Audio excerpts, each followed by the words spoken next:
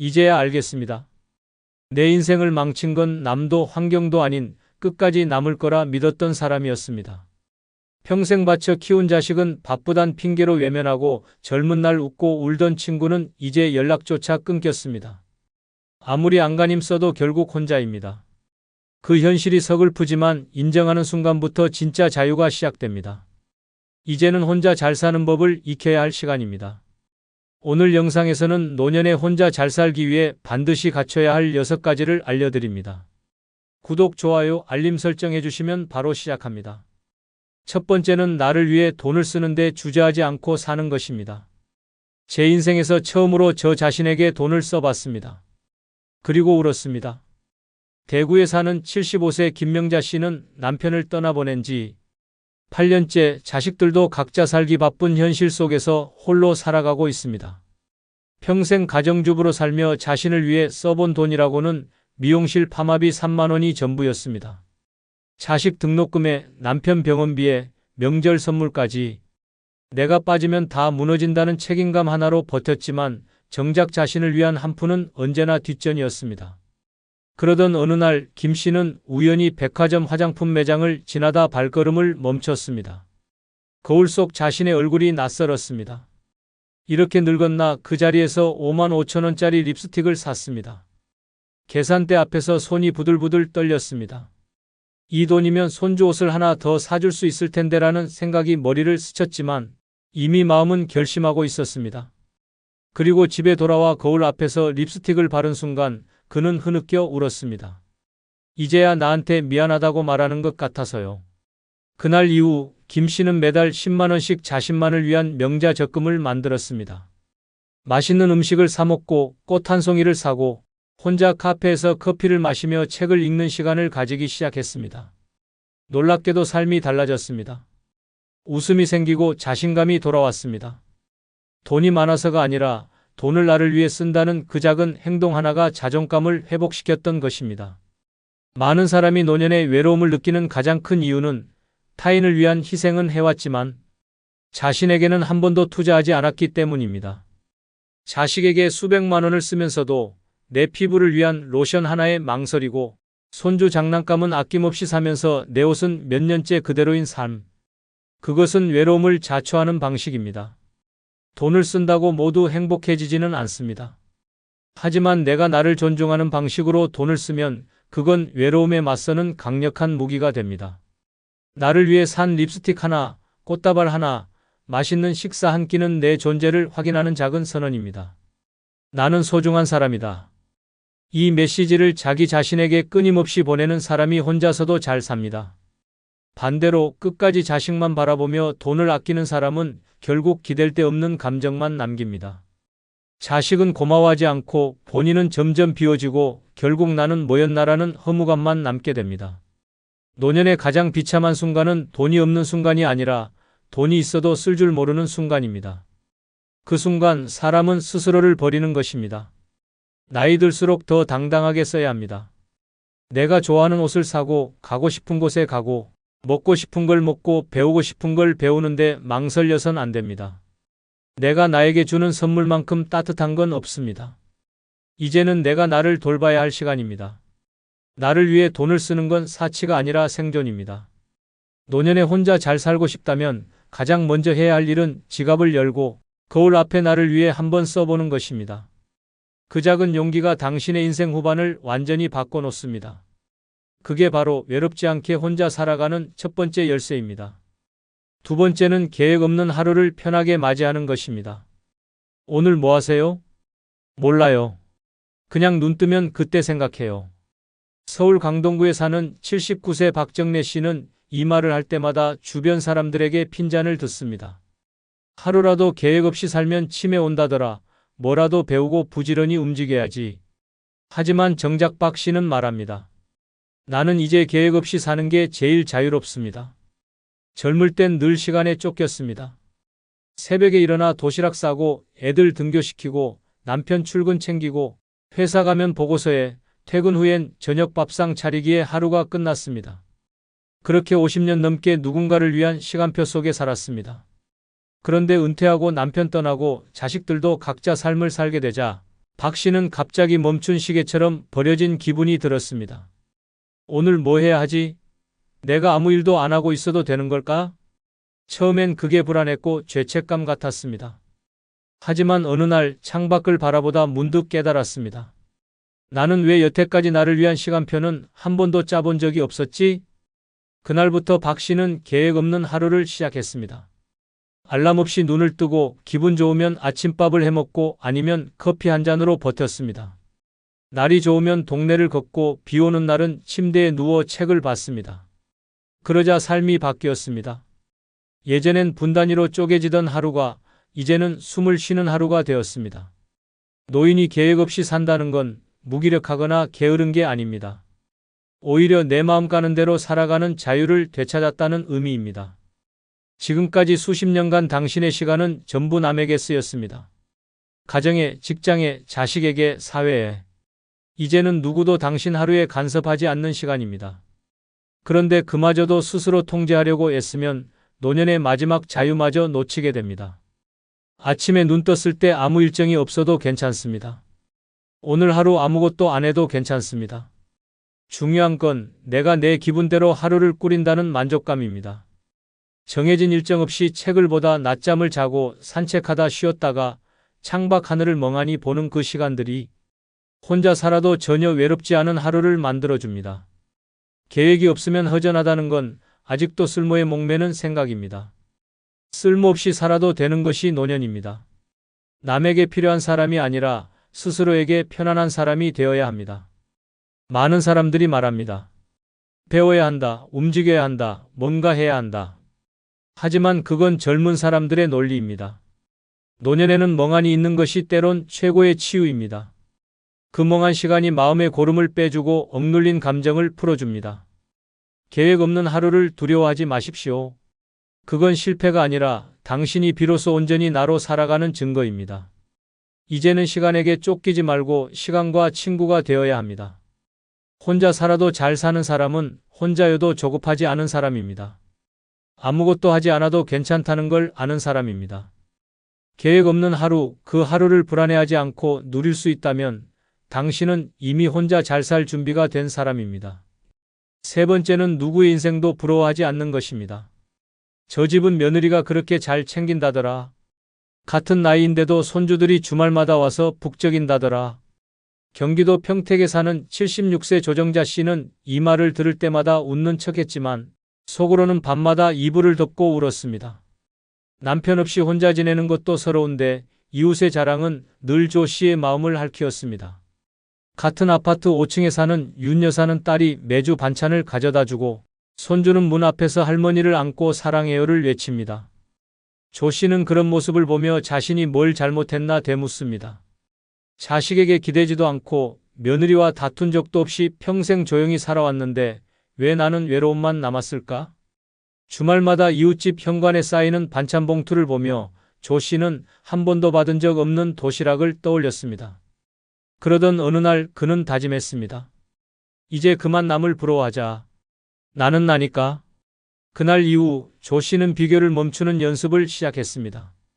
혼자 밥을 먹을 때도 TV 속 다정한 가족 광고가 나올 때도 스스로에게 이렇게 말했습니다. 나는 잘 견디고 있으니 그것으로 충분하다. 놀랍게도 그 순간부터 마음이 조금씩 가벼워졌습니다. 이웃이 손주 자랑을 해도 웃을 수 있게 되었고 자기 반찬을 직접 만들어 먹는 시간이 오히려 성취처럼 느껴졌습니다. 이제는 내 인생을 나답게 사는 게 가장 귀한 거란 걸 알게 됐어요. 가장 고통스러운 외로움은 혼자 있음에서 오는 게 아니라 남과 비교하며 스스로를 깎아내릴 때 생깁니다. 이웃의 웃음소리, SNS의 여행사진, 자식 자랑하는 이들의 말 한마디에 나를 비참하게 만드는 건 그들이 아니라 비교하는 내 시선입니다. 저 집은 손주도 많고 자식도 잘 됐다더라. 그 말은 독처럼 마음을 갉아먹습니다. 하지만 보이지 않는 진실도 있습니다. 잘나 보이는 그 집도 밤이면 한숨 쉬고 화목해 보이는 가족도 마음속엔 상처 하나쯤 안고 삽니다. 겉으로는 다 가진 듯 보여도 누구에게나 말 못할 고통은 존재합니다. 부러움은 나를 가난하게 만듭니다. 나는 나의 시간을 버텨낸 사람이고 내 인생의 숱한 굴곡을 넘어 지금 이 자리에 선 사람입니다. 그 누구의 삶과도 바꿀 수 없는 유일한 인생의 결과물입니다. 그런데 왜 그 소중한 삶을 남의 잣대로 평가하며 자책해야 합니까? 남을 부러워하는 순간 나는 내 삶의 주인이 아니라 구경꾼이 됩니다. 그 순간부터 외로움은 깊어지고 자기 연민은 노년의 마음을 병들게 합니다. 혼자 살아도 괜찮은 사람은 비교하지 않는 사람입니다. 내 밥이 소박해도 내 일정이 평범해도 거기서 충분한 만족을 느낄 줄 아는 사람이 진짜 강한 사람입니다. 누구의 인생도 부러워하지 않는 건 내 인생을 있는 그대로 존중하는 자세입니다. 자식이 오지 않아도 손주가 연락하지 않아도 내 하루가 충만하다면 그 자체로 성공입니다. 오늘도 내가 만든 반찬을 먹고 내가 걷고 싶은 길을 걸으며 남의 시선에서 벗어나 나만의 삶을 즐긴다면 당신은 혼자서도 가장 고귀한 방식으로 잘 살아가고 있는 사람입니다. 이제는 눈을 돌려야 합니다. 남의 인생을 부러워할 시간이 있다면 그 시간의 거울을 보며 나에게 이렇게 말해야 합니다. 내 인생도 참 잘 견뎌왔다. 그리고 지금도 잘 살고 있다. 그 한마디면 충분합니다. 그 마음이면 당신은 외롭지 않습니다. 네 번째는 늙는 걸 자연스럽게 받아들이는 것입니다. 아줌마, 염색 좀 하세요. 너무 지저분해 보여요. 버스 안에서 들은 한마디에 74세 윤순자 씨는 며칠을 잠을 이루지 못했습니다. 거울 속엔 흰머리가 소복한 자신이 있었습니다. 예전엔 젊다는 말 많이 들었고 남편과 외식할 땐 늘 립스틱 하나쯤은 챙기던 사람이었습니다. 하지만 남편이 먼저 떠나고 자식들은 뜸해지고 어느새 혼자라는 현실에 익숙해지다 보니 염색도 화장도 옷차림도 하나둘 놓게 되었습니다. 그러던 어느 날 거울을 보며 중얼거렸습니다. 내가 너무 늙어버렸구나. 그날 이후 윤 씨는 미용실에 가서 머리를 염색하고 화장품도 샀습니다. 하지만 이상하게도 예전의 나는 돌아오지 않았습니다. 더 허전했고 더 공허했습니다. 그제야 깨달았습니다. 나는 늙은 게 문제가 아니라 늙음을 인정하지 못한 게 문제였구나. 그래서 윤 씨는 다시 미용실에 갔습니다. 이번엔 염색을 지우고 흰머리를 자연스럽게 정리해달라고 했습니다. 화려한 옷 대신 편하고 따뜻한 옷을 입고 립스틱 대신 웃는 얼굴을 택했습니다. 그리고 매일 거울을 보며 말했습니다. 지금 내 얼굴이 내가 살아온 시간의 증거입니다. 그 순간부터 윤 씨는 외로움이 줄고 삶의 평온이 찾아오기 시작했습니다. 많은 사람들이 늙음을 부끄러워하고 감추려 합니다. 주름을 펴는 시술을 받고 흰머리를 감추고 몸을 젊게 꾸밉니다. 하지만 그럴수록 더 깊은 허무함이 찾아옵니다. 왜냐하면 늙음을 싸워야 할 적으로 대할수록 우리는 삶을 잃어가기 때문입니다. 늙는다는 건 약해지는 것이 아니라 천천히 비워가는 것입니다. 덜 소유하고 덜 욕심내고 덜 꾸미며 본래의 나로 돌아가는 과정입니다. 그 흐름을 받아들일 줄 아는 사람만이 혼자서도 초연하게 살아갈 수 있습니다. 흰머리가 부끄러운 것이 아닙니다. 오히려 그것은 수십 년의 인내와 희생, 생존의 깃발입니다. 주름은 나약함이 아니라 버텨온 시간의 훈장입니다. 그것을 부정하는 순간 우리는 스스로를 지우는 것입니다. 노년의 고독은 외로움 때문이 아니라 늙음을 받아들이지 못한 채 젊음을 흉내내는 고통 속에 사는 데서 비롯됩니다. 젊은이들과 섞이려 애쓰고 새로운 트렌드를 억지로 좇으며 나는 아직 쓸모 있다고 외치는 그 발버둥이 결국 스스로를 더욱 초라하게 만듭니다. 진짜 혼자 잘 사는 사람은 거울 속 주름진 얼굴을 보며 당당하게 웃을 수 있는 사람입니다. 늙음을 문제가 아니라 과정으로 인정하는 사람입니다. 지금 당신이 걷는 걸음이 느려졌다고, 자꾸 깜빡한다고, 예전만큼 손이 가지 않는다고 절대 초라한 게 아닙니다. 그건 당신이 살아온 시간을 고스란히 품고 있다는 증거입니다. 늙음을 받아들인다는 건 세상의 기준에서 벗어나 이제야 진짜 나로 살아가기 시작한다는 뜻입니다. 꾸미지 않아도 바쁘지 않아도 있는 그대로의 내가 존중받을 가치가 있다는 사실. 그걸 아는 순간 노년은 외롭지 않습니다. 이제는 싸우지 마십시오. 당신은 이미 충분히 버텨왔고 늙었다는 사실은 당신이 지금까지 잘 살아왔다는 강력한 증거입니다. 그 늙음을 깨닫는 순간부터 당신은 혼자서도 빛나는 인생을 살게 됩니다. 다섯 번째는 자식에게 기대지 않는 마음을 기르는 것입니다. 딸이 데리러 온다고 해서 이틀을 밥도 안 먹고 기다렸습니다. 그런데 결국 안 왔습니다. 경기도 수원에 사는 78세 장복희 씨는 그날 밤 혼자 밥을 차려 먹다 울음을 터뜨렸습니다. 아들이 미국에 있고 딸 하나만 가까운 곳에 살지만 평소에도 자주 연락이 없었습니다. 한 번만이라도 같이 마트 가고 싶었어요. 무거운 쌀 한 포대를 들 때 그냥 옆에 있어줬으면 했어요. 장 씨는 그렇게 혼자서도 딸의 전화를 기다리고 명절이 가까워질수록 괜히 휴대폰을 더 자주 확인했습니다. 하지만 약속은 번번이 미뤄졌고 방문은 취소됐고 결국 말 한마디 없이 계절은 바뀌었습니다. 그제야 그는 깨달았습니다. 나는 여전히 자식에게 매달리고 있었구나. 그래선 안 됐는데. 며칠 뒤 장 씨는 딸에게 전화를 걸어 말했습니다. 앞으로 오지 않아도 돼. 난 잘 지낼 거야. 이제 내 인생 살아. 딸은 당황하며 말렸지만 장 씨의 말은 단호했습니다. 그리고 그날부터 그는 스스로 장을 보고 동네 노인대학에 등록해 그림을 배우기 시작했습니다. 자식에게 기대지 않아도 괜찮다는 마음을 기른 순간 이상하게도 외로움이 줄어들었습니다. 오히려 자신을 챙기는 법을 알게 되었고 삶이 더 단단해졌습니다.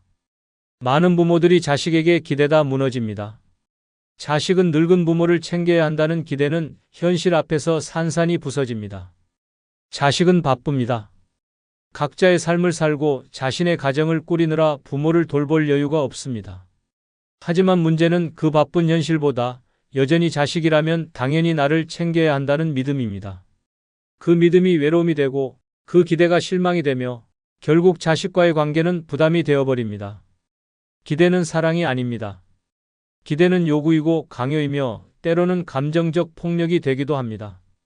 내가 널 어떻게 키웠는데 너 잘 되라고 내가 다 참고 살았는데. 이 말 속에는 사랑이 아니라 계산이 담겨 있습니다. 진짜 사랑은 기대하지 않는 것입니다. 그저 바라보는 것, 응원하는 것, 그리고 무엇보다 스스로를 지키는 것입니다.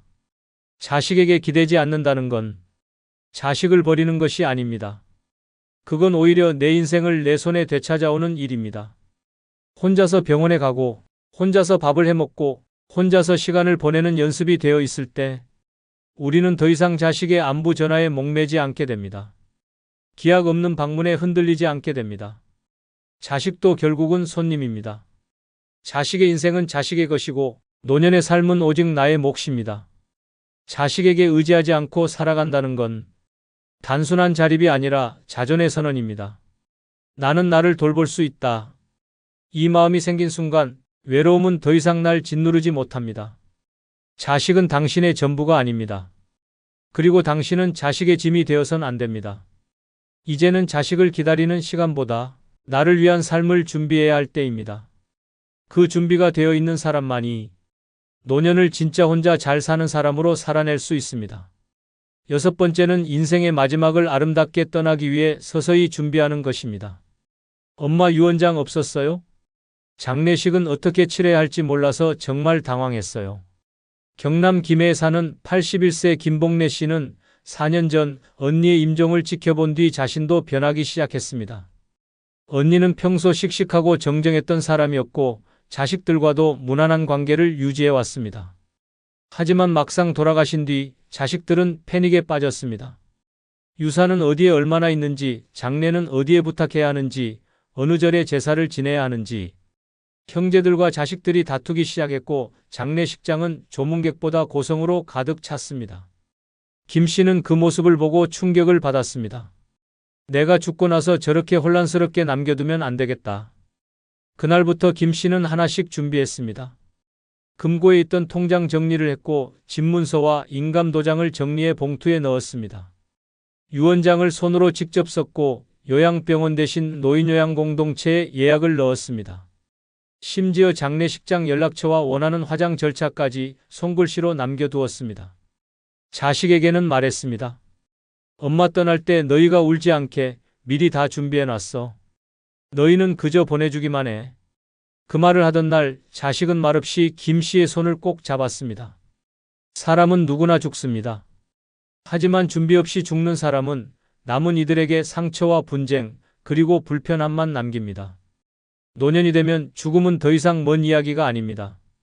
바로 옆방에 살고 있는 이웃처럼 늘 곁에 머물고 있습니다. 그런데도 사람들은 끝까지 그 이야기만은 하지 않으려 합니다. 죽음을 말하면 불길할까봐, 자식이 슬퍼할까봐. 하지만 죽음을 준비하지 않는 것이야말로 가장 무책임한 선택입니다. 자식에게 의논도 없이 유산을 남기고 병상에서 나는 절대 연명치료 안 할 거야 라는 말 한마디도 없이 떠나는 것. 그건 결국 사랑하는 사람들에게 고통을 남기는 이기적인 퇴장입니다. 당신이 잘 살아온 인생이라면 그 끝도 분명 단정하고 존엄해야 합니다. 죽음은 두려운 것이 아니라 나를 마무리하는 마지막 선택의 시간입니다. 그 마무리를 누군가 대신 해줄 수는 없습니다. 미리 유언장을 써두고 재산을 정리하고 장례 절차를 정해두는 것은 삶을 포기하는 게 아니라 내 삶을 끝까지 책임지겠다는 선언입니다. 죽음을 이야기하지 않으면 결국 남은 사람들에게 짐이 됩니다. 그 짐은 경제적 부담이 아니라 감정적 상처로 이어집니다. 엄마가 왜 아무 말도 안 하고 가셨을까? 그 후회는 평생 남습니다. 죽음이 두렵지 않은 사람이 되려면 지금부터 하나씩 준비해야 합니다. 옷 한 벌, 계좌 하나, 사진첩 한 장, 그리고 마지막 말 한마디까지. 내가 떠난 뒤에도 누군가 혼란스럽지 않게, 내가 마지막까지 나다울 수 있게. 이것이야말로 혼자 사는 인생의 마지막 품격입니다. 누구보다 치열하게 살아왔고 버텨냈고 사랑해왔던 당신. 그 삶의 끝을 미안함이 아니라 감사함으로 남겨야 하지 않겠습니까? 지금 준비하면 늦지 않습니다. 당신의 마지막을 스스로 설계할 수 있다면 그 인생은 처음부터 끝까지 정말 잘 살아낸 인생입니다. 늙는 건 운명이 아닙니다. 선택입니다. 같은 나이인데도 누구는 활기차고 누구는 휘청거립니다. 그 차이는 돈이 아니라 습관입니다. 비싼 음식, 고급 영양제 없어도 충분히 젊게 살 수 있습니다. 무너지는 건 나이 때문이 아니라 무지 때문입니다. 오늘은 돈 없이도 젊음을 지키는 실전 방법 6가지를 공개합니다. 놓치지 마십시오. 돈 안 들여도 노화 예방하는 첫 번째 방법은 베개 높이를 줄여 목주름을 방지하기입니다.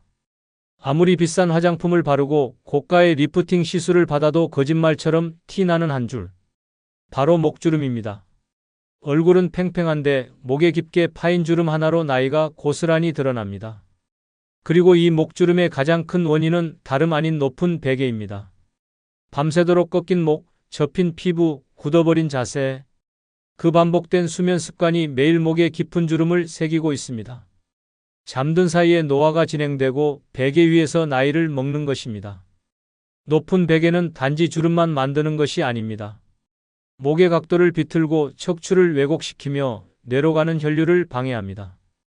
이로 인해 수면의 질이 떨어지고 어깨 결림과 두통이 반복됩니다. 반면 베개 높이를 낮추면 목이 편안하게 펴지고 피부가 접히지 않으며 혈류 흐름도 자연스러워집니다. 하루에 68시간 당신이 목에 가하는 압력을 줄이는 것만으로도 주름은 줄고 노화는 늦춰집니다. 베개를 바꾸는데 돈이 들지 않습니다. 이미 있는 베개의 수건을 한 겹 빼는 것만으로도 변화가 시작됩니다. 당신의 목을 지키는 가장 빠르고 효과적인 방법은 잠자는 자세를 바꾸는 것입니다. 경기도 성남에 사는 1962년생 김성자 씨는 어느 날 목에 생긴 깊은 주름을 보고 큰 충격을 받았습니다. 거울을 볼 때마다 눈에 밟히는 그 선은 아무리 비싼 크림을 발라도 옅어지지 않았고 오히려 점점 짙어졌습니다. 피부과를 찾았지만 의사는 자세에서 오는 문제일 가능성이 크다고 말하며 베개 높이를 점검해보라고 했습니다. 김 씨는 평소 높고 푹신한 베개를 사용하고 있었고 잠잘 때 턱을 숙인 채 잤다는 걸 뒤늦게 깨달았습니다. 그날 이후 김 씨는 베개 속 솜을 일부 빼내고 수건을 반으로 접어 머리를 받치기 시작했습니다. 처음엔 낯설고 불편했지만 일주일이 지나자 놀라운 변화가 시작됐습니다. 목의 부기와 뻐근함이 줄었고 자고 일어난 뒤 피부가 덜 접혀 있었습니다. 한 달 뒤 목주름이 옅어졌다는 말을 처음 들었을 때 김 씨는 눈물을 삼켰습니다. 지금은 얇은 베개와 바른 자세 덕분에 목은 물론 어깨 통증까지 사라졌고 수면도 더 깊어졌다고 말합니다. 그녀는 말합니다. 잠자는 자세 하나 바꿨을 뿐인데 거울 속 내가 달라졌어요. 늙어가는 줄만 알았는데 되돌릴 수 있다는 걸 처음 알았습니다. 노화는 깨어있는 동안만 일어나는 게 아닙니다. 가장 깊고 조용한 시간, 바로 수면 중에도 노화는 꾸준히 진행됩니다. 당신이 무심코 베고 있는 그 높고 푹신한 베개가 당신의 피부를 무너뜨리고 혈류를 막고 주름을 새기고 있습니다. 오늘부터 베개 높이를 바꾸십시오. 베개를 낮추는 순간 목은 펴지고 피부는 펴지며 그 한 줄의 주름이 멈추기 시작합니다. 돈 한 푼 들이지 않고 단 한 장의 수건으로도 가능한 노화 방지법. 당신의 젊음을 지키는 싸움은 오늘 밤 잠자리에서 시작됩니다. 돈 안 들여도 노화 예방하는 두 번째 방법은 아침 햇살 10분 쬐기입니다.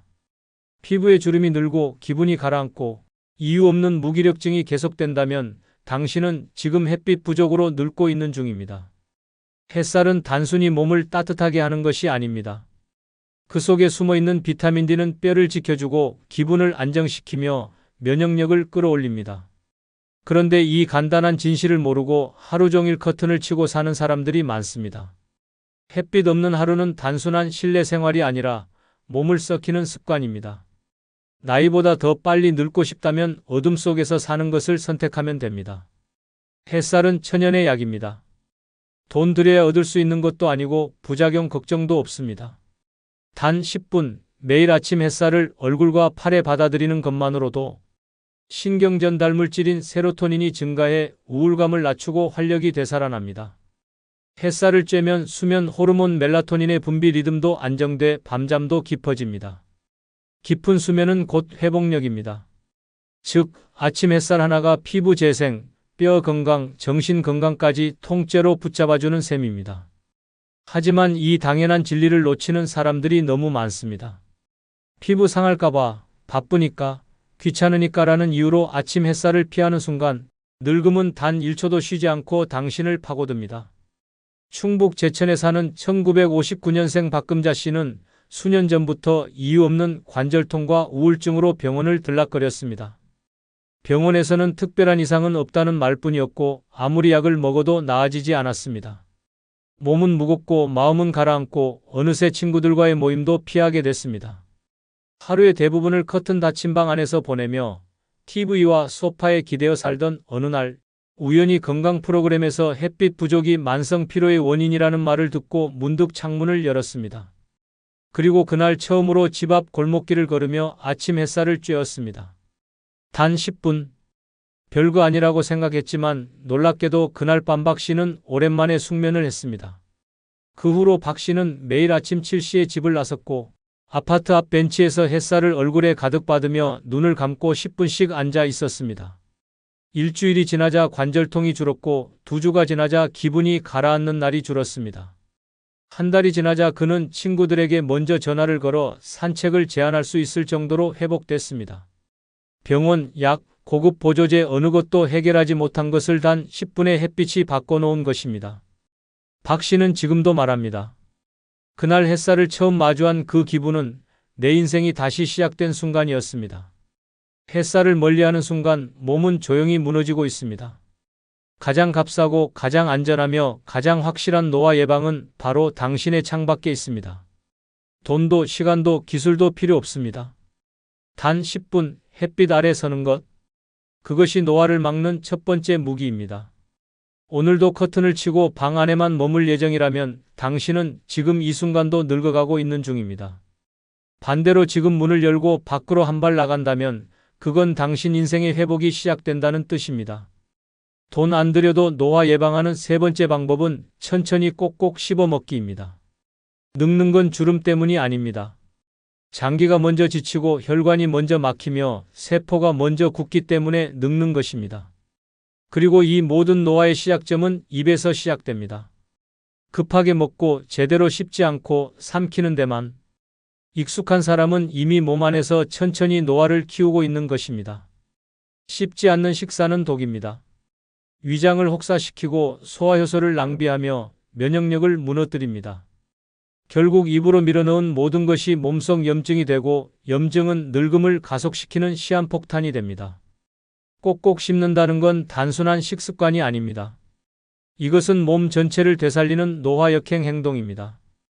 음식이 입안에서 충분히 씹힐수록 침속 효소가 활성화되고 소화기관은 부드럽게 작동합니다. 뇌는 더 빨리 포만감을 느끼며 과식이 줄고 혈당의 급상승도 막을 수 있습니다. 특히 씹는 행위는 뇌를 자극해 기억력 저하와 치매 위험까지 낮춰줍니다. 즉, 당신이 밥 한 숟갈을 몇 번 씹느냐에 따라 뇌와 장기, 세포의 노화 속도가 달라지는 것입니다. 그런데도 많은 사람들은 여전히 TV 보며 급하게 먹고 입에 넣자마자 삼킵니다. 이는 단순한 습관이 아니라 자기 몸을 해치는 반복적인 폭력입니다. 경기도 안양에 사는 1958년생 이남순 씨는 늘 위장약을 달고 살았습니다.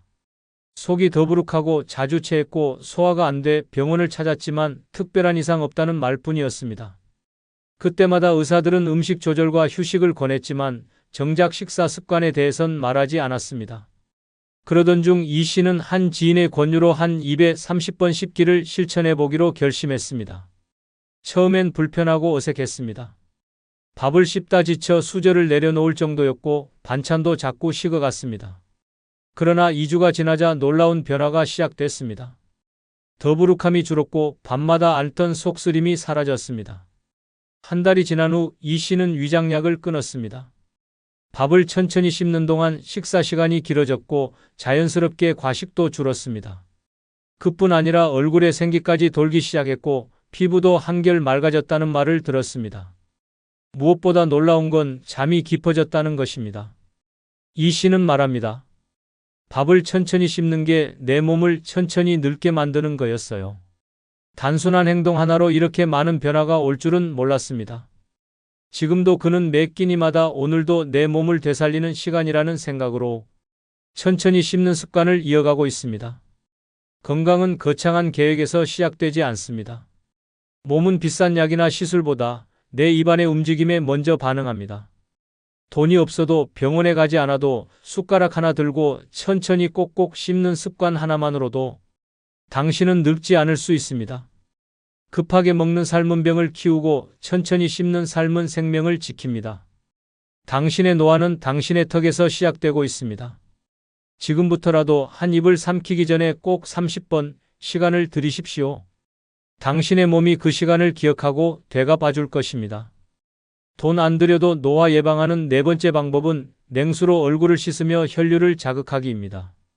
탄력 없는 피부, 퍼져버린 턱선, 퀭한 눈 및 화장품을 아무리 발라도 마사지숍을 수십 번 찾아가도 안 바뀌는 이유는 단 하나입니다. 얼굴 속 혈류가 멈춰 있기 때문입니다. 피가 돌지 않으면 산소도 영양도 도달하지 못합니다. 피부는 거칠어지고 잔주름은 깊어지며 노화는 가속됩니다. 그런데도 수많은 사람들은 매일 뜨뜻한 물로 얼굴을 씻으며 필요한 세포를 더 늘어지게 만들고 있습니다. 뜨거운 물은 일시적인 편안함을 줄 뿐 피부 속은 더 느려지고 더 무너집니다. 냉수 세안은 노화를 막는 가장 강력하고 즉각적인 무기입니다. 차가운 자극은 얼굴 혈관을 수축시켰다가 다시 확장시키며 강력한 혈류순환을 유도합니다. 이 단순한 과정이 피부에 탄력을 주고 처짐을 막고 붓기를 빼줍니다. 게다가 눈 주변의 순환이 좋아지면서 다크서클과 잔주름이 완화되고 모공은 자연스럽게 조여집니다. 비싼 크림 하나보다 하루 한 번의 냉수 세안이 훨씬 빠르게 효과를 발휘합니다. 차가운 자극은 뇌를 깨우고 교감신경을 자극해 기분까지 맑게 만듭니다. 하루 2번에서 3번 세수대야 하나로도 충분합니다. 노화를 막는 비결은 욕실 안에 숨어 있었습니다. 부산 해운대에 사는 1960년생 조명자 씨는 오랜 시간 얼굴 붓기와 피부 처짐으로 고민했습니다. 아침마다 부은 눈, 오후가 되면 퍼지는 얼굴, 선, 화장을 해도 생기가 없다는 말에 점점 외출도 꺼리게 됐습니다. 피부과에 가보면 노화로 인한 자연스러운 현상이라는 말만 반복됐고 고가의 제품을 써봐도 눈에 띄는 변화는 없었습니다. 그러다 우연히 딸이 엄마, 냉수로 세수 한번 해봐. 요즘 그게 좋대라는 말을 건넸고 반신반의로 시작한 냉수 세안이 조 씨의 인생을 뒤집었습니다. 첫날은 깜짝 놀랄 정도로 차가웠지만 일주일 뒤 거울 앞에 선 조 씨는 믿기 어려운 변화를 체감했습니다. 아침 붓기가 사라지고 피부톤이 맑아졌으며 무표정이던 얼굴이 자연스럽게 생기를 되찾았습니다. 특히 눈 밑 처짐이 개선되면서 주변에서는 무슨 시술했냐고 물어볼 정도였습니다. 조 씨는 지금도 매일 아침 찬물에 손수건을 적셔 얼굴을 문지르며 하루를 시작합니다. 그 시간은 단순한 세안이 아니라 젊음을 되찾는 의식이 되었습니다. 그녀는 말합니다. 얼굴이 변하니까 마음도 바뀌더군요. 이제는 거울 보는 게 즐겁습니다. 노화는 느리게 오는 듯하지만 한번 시작되면 무섭게 무너집니다. 피부를 지키는 건 화장품이 아니라 혈류입니다. 그리고 혈류를 깨우는 건 단돈 영혼의 냉수입니다. 찬물은 고통이 아니라 각성입니다. 당신의 손끝과 얼굴에 닿는 차가운 물줄기가 몸 전체에 생명을 돌게 만듭니다. 매일 반복되는 습관 하나가 당신의 10년을 바꿉니다. 오늘도 뜨거운 물로 무심코 세안할 예정이라면 그건 스스로 늙음을 부르는 선택입니다. 반대로 찬물에 두 눈을 맡긴다면 당신의 세포는 다시 젊음을 기억하게 될 것입니다. 돈 안 들여도 노화 예방하는 5번째 방법은 발끝으로 서기 운동입니다. 다리가 먼저 늙기 시작하면 몸 전체가 무너지기 시작합니다. 허리는 굽고 걷는 속도는 느려지고 하루에도 몇 번씩 휘청이며 넘어질까 두려워집니다. 대부분은 이걸 노화의 당연한 현상이라 말하지만 사실은 아닙니다. 다리 근육이 약해지는 순간 혈액순환은 둔해지고 뇌로 가는 산소 공급도 줄어들며 결국 기억력과 집중력까지 떨어지게 됩니다. 뇌졸중, 낙상, 치매까지 이어지는 무서운 노화의 고리는 다리에서 시작됩니다. 그런데 많은 사람들은 상체나 얼굴은 신경 쓰면서도 정작 다리 건강은 뒷전입니다. 발끝으로 서는 이 간단한 동작 하나가 다리 근육은 물론 전신 혈류를 깨우고 심장 박동을 안정시키며 뇌를 맑게 해주는 비밀 병기입니다.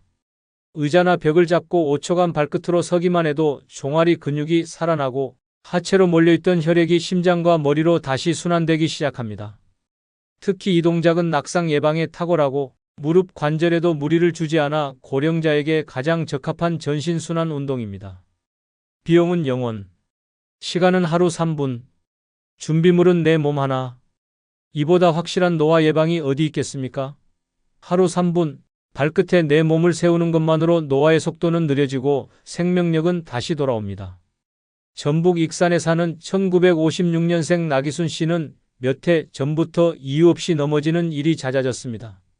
갑작스러운 다리 힘 빠짐, 계단에서 휘청임, 집안에서도 가구에 부딪히는 일이 반복됐습니다. 병원에서는 노화로 인한 근력 저하라고 했지만 딱히 해결책은 없었습니다.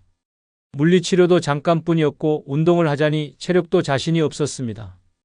그러던 중 우연히 노인복지관에서 발끝 들기 운동을 배운 뒤 집에서도 따라하기 시작했습니다. 하루에 5번 싱크대 앞에서 설거지하다가 TV 보다가 양치 후 세면대 앞에서 발끝으로 서기를 반복했습니다. 첫 일주일은 다리가 저리고 후들거렸지만 2주가 지나자 변화가 찾아왔습니다. 아침에 일어날 때 다리가 덜 무겁고 계단을 내려갈 때 중심이 흔들리지 않았습니다. 가장 큰 변화는 한 달 후였습니다. 갑자기 찾아온 여름비에 우산을 펴다가 미끄러졌는데 이전 같았으면 그냥 넘어진 상황에서 발끝으로 중심을 잡고 스스로 버텼다는 사실에 나 씨는 눈물을 흘렸습니다. 지금은 이 운동을 습관처럼 이어가고 있으며 주변 사람들에게도 하루에 3분 발끝으로 서라고 말하고 다닙니다. 그녀는 말합니다. 내 몸 하나로 늙지 않을 수 있다는 걸 이제야 깨달았습니다. 노화는 큰 병에서 시작되지 않습니다. 중심이 흔들리는 작은 순간에서 시작됩니다. 다리에 힘이 없으면 몸은 쓰러지고 몸이 쓰러지면 마음도 따라 주저앉습니다. 발끝으로 서는 이 단순한 행동은 무너지는 인생을 다시 일으켜 세우는 첫 걸음입니다. 약도 병원도 도구도 필요 없습니다. 오늘부터 발끝으로 서기 시작한다면 당신의 다리는 다시 생명을 기억할 것입니다. 노화를 막고 싶다면 발부터 챙기십시오. 당신의 생존력은 발끝에 달려 있습니다. 돈 안 들여도 노화 예방하는 6번째 방법은 포화지방보다 불포화지방이 많은 식품을 선택하기입니다. 매일 먹는 기름 하나, 반찬 하나가 당신의 세포를 망가뜨리고 있습니다. 겉은 멀쩡한데 속은 썩어가는 이유, 피부는 젊은데 심장은 늙는 이유, 머리는 살아있는데 혈관은 막히는 이유, 바로 포화지방 때문입니다. 삼겹살, 튀김, 크림, 버터 같은 기름진 음식은 먹을 땐 행복하지만 먹고 난 후에는 몸속 혈관을 조용히 망가뜨립니다. 이 축적된 기름 덩어리들이 노화를 앞당기고 심장병과 치매의 씨앗이 됩니다. 문제는 이런 식단이 이미 당신 식탁에 너무 익숙해졌다는 사실입니다. 반대로 불포화지방은 노화를 늦추는 착한 기름입니다. 등푸른 생선, 들기름, 견과류, 아보카도처럼 심장을 튼튼하게 하고 혈관을 청소하며 피부에 윤기를 더해주는 식품들이 바로 불포화 지방의 보고입니다. 같은 기름이라도 무엇을 선택하느냐에 따라 당신의 세포는 살아나기도 하고 망가지기도 합니다. 매일 먹는 반찬 하나, 간식 하나만 바꿔도 당신의 혈관 나이는 10년 젊어질 수 있습니다. 돈 들이지 않고 기름만 바꾸는 것, 그게 노화를 늦추는 지름길입니다. 문제는 이 단순한 진실을 모르는 것이 아니라 알면서도 무시하고 계속 기름진 식사를 이어간다는 것입니다. 그 결과는 느린 죽음입니다. 대전 유성구에 사는 1957년생 강춘자 씨는 오랫동안 고기, 반찬 없이는 밥을 못 먹는 식습관을 유지해 왔습니다. 아침에는 햄, 점심엔 국밥, 저녁엔 삼겹살. 그녀는 늘 피곤했고 얼굴은 자주 붓고 혈압도 조금씩 올라가고 있었습니다. 병원에서는 고지혈증 초기라는 진단이 나왔고 담당인은 식단부터 바꾸라고 했습니다. 하지만 강 씨는 나이 들었는데 먹는 낙이라도 있어야지라며 무시했고 결국 한밤중 갑작스러운 가슴 통증으로 병원 응급실을 찾게 됐습니다. 이 일을 계기로 강 씨는 식단을 전면 교체했습니다. 고기 횟수를 주 1회로 줄이고 아침엔 두부와 들기름에 묻힌 나물, 점심엔 생선 반찬과 견과류, 저녁엔 채소와 계란으로 가볍게 구성했습니다. 불과 한 달 뒤 피곤함이 사라지고 붓기가 빠졌으며 무엇보다 병원 검사 수치가 확연히 내려갔습니다. 강 씨는 주변에 말합니다. 기름 하나 바꿨을 뿐인데 몸이 다르다. 옛날엔 매일 먹던 게 독이었다는 걸 이제야 알았다고. 지금은 집에 버터 대신 들기름, 마요네즈 대신 올리브유가 자리 잡았습니다. 노화는 시간 때문이 아니라 습관 때문입니다. 그리고 그 습관의 시작은 식탁입니다. 당신의 식탁에 어떤 기름이 오르느냐에 따라 당신의 심장과 뇌, 세포와 피부는 전혀 다른 길을 걷게 됩니다. 기름진 유혹에 져서 매일 포화지방을 쌓는다면 당신은 매일 스스로의 노화를 가속하는 셈입니다. 그러나 불포화지방으로 채운 식탁은 병을 막고 몸을 되살리고 젊음을 되찾아줍니다. 지금 먹고 있는 그 한 끼가 당신의 미래를 만들고 있습니다. 기름을 바꾸면 당신의 노화도 멈춥니다. 전화 한 통 없던 하루 그냥 넘기셨나요? 괜찮다고 스스로를 다독였지만 그 밤에 이상하게 눈물이 나진 않으셨나요? 그렇다면 외로움이 이미 당신 일상을 지배하고 있다는 증거입니다. 혼자 살아도 괜찮다는 말은 듣기 좋은 말일 뿐입니다. 외로움은 어느 날 갑자기 감정을 마비시키고 삶의 의욕을 없애버리는 조용한 폭력입니다. 하지만 걱정하지 마십시오. 지금부터 알려드릴 6가지 방법만 제대로 실천하신다면 외로움이 아닌 평온한 혼자만의 삶을 되찾을 수 있습니다. 영상 끝까지 보셔야 합니다. 노년의 외로움을 없애는 뜻밖의 첫 번째 방법은 혼자 여행하면 외로움이 자존감으로 바뀝니다. 사람들은 말합니다. 외로우면 사람을 만나라고, 누군가 곁에 있어야 외롭지 않다고. 하지만 그건 젊었을 때 이야기입니다. 노년의 외로움은 단순한 고독이 아니라 내 존재감이 사라졌다는 절망에서 시작됩니다. 아무도 날 기다리지 않고 찾지도 않고 필요하지 않다고 느껴질 때 그 외로움은 뼛속까지 파고듭니다. 그 외로움을 없애는 가장 빠른 방법은 의외로 간단합니다. 짐 하나 들고 낯선 곳으로 떠나는 것입니다. 혼자 가는 여행은 처음엔 두렵습니다. 말 붙일 사람도 없고 식당에 혼자 앉아 밥을 먹는 것도 어색합니다. 그러나 바로 그 불편함을 견디는 순간 당신은 깨닫게 됩니다. 나 혼자도 충분히 괜찮은 사람이라는 사실을. 혼자 길을 묻고 버스를 갈아타고 숙소를 체크인하고 식당 메뉴를 고르고 사진을 찍고 하루를 마무리하는 이 모든 과정은 외로움이 아니라 내가 나를 다시 세우는 일입니다. 누군가와 함께 있을 땐 몰랐던 자유와 여유, 내가 나를 챙기는 감각이 살아납니다. 그리고 깨닫습니다. 나는 누구에게 의지하지 않아도 나 스스로 나를 충분히 기쁘게 만들 수 있다는 자존감을. 혼자 여행하는 노년은 쓸쓸한 노인이 아닌 자신을 회복하는 용기 있는 사람입니다. 처음은 어렵지만 단 한 번만 떠나보면 알게 됩니다.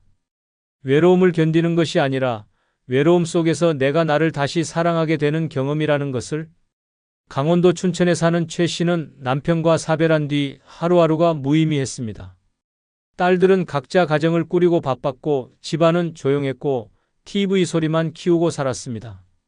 혼밥은 익숙했지만 혼자의 삶은 점점 우울했습니다. 어느 날 우연히 본 다큐멘터리에서 70대 할머니의 혼자 일본 여행기를 보고 충격을 받았습니다. 저 나이에 어떻게 저런 용기가 있을까 싶었습니다. 며칠을 망설이다가 결국 최 씨는 기차표를 끊고 경주로 향했습니다. 숙소도 직접 예약했고 음식도 처음 보는 걸 시켜봤습니다. 처음엔 긴장했지만 그 불안이 익숙해지자 이상한 감정이 찾아왔습니다. 바로 살아있다는 느낌이었습니다. 최 씨는 여행 중 사진도 찍고 혼자 박물관에 들러 유물 앞에 한참을 서 있기도 했습니다. 누가 시키지도 않았는데 스스로가 궁금해졌고 스스로를 챙기고 있었습니다. 돌아오는 기차 안 그는 눈물을 흘렸습니다. 나는 괜찮은 사람이었구나. 나 혼자도 충분히 괜찮았구나. 이후 그는 계절마다 혼자 여행을 떠납니다. 친구에게 말했습니다. 내 인생에서 제일 잘한 건 혼자 여행 간 거야. 그때 내가 날 다시 만났어. 노년의 외로움은 누가 옆에 없어서 생기는 것이 아닙니다. 내가 나를 잃어버려서 생기는 것입니다. 그리고 혼자 여행은 나를 다시 찾아오는 가장 강력한 방법입니다. 떠나십시오. 두려움을 끌어안고 낯선 길 위에 서 보십시오. 그 길 끝에서 당신은 알게 될 것입니다. 외로움은 사라지고 자존감이 당신 손을 다시 잡아줄 것이라는 사실을. 노년의 외로움을 없애는 뜻밖의 두 번째 방법은 매일 정해진 루틴이 외로움을 이긴다는 것입니다. 외로움은 갑자기 찾아오지 않습니다. 매일 반복되는 무기력, 특별한 일 없는 하루, 정해진 약속 하나 없는 시간표 속에서 천천히 스며듭니다. 눈 뜨자마자 TV를 켜고 아무 목적 없이 인터넷을 뒤적이고 끼니 때가 돼서야 밥을 챙기고 밤엔 멍하니 천장을 바라보다 잠드는 삶.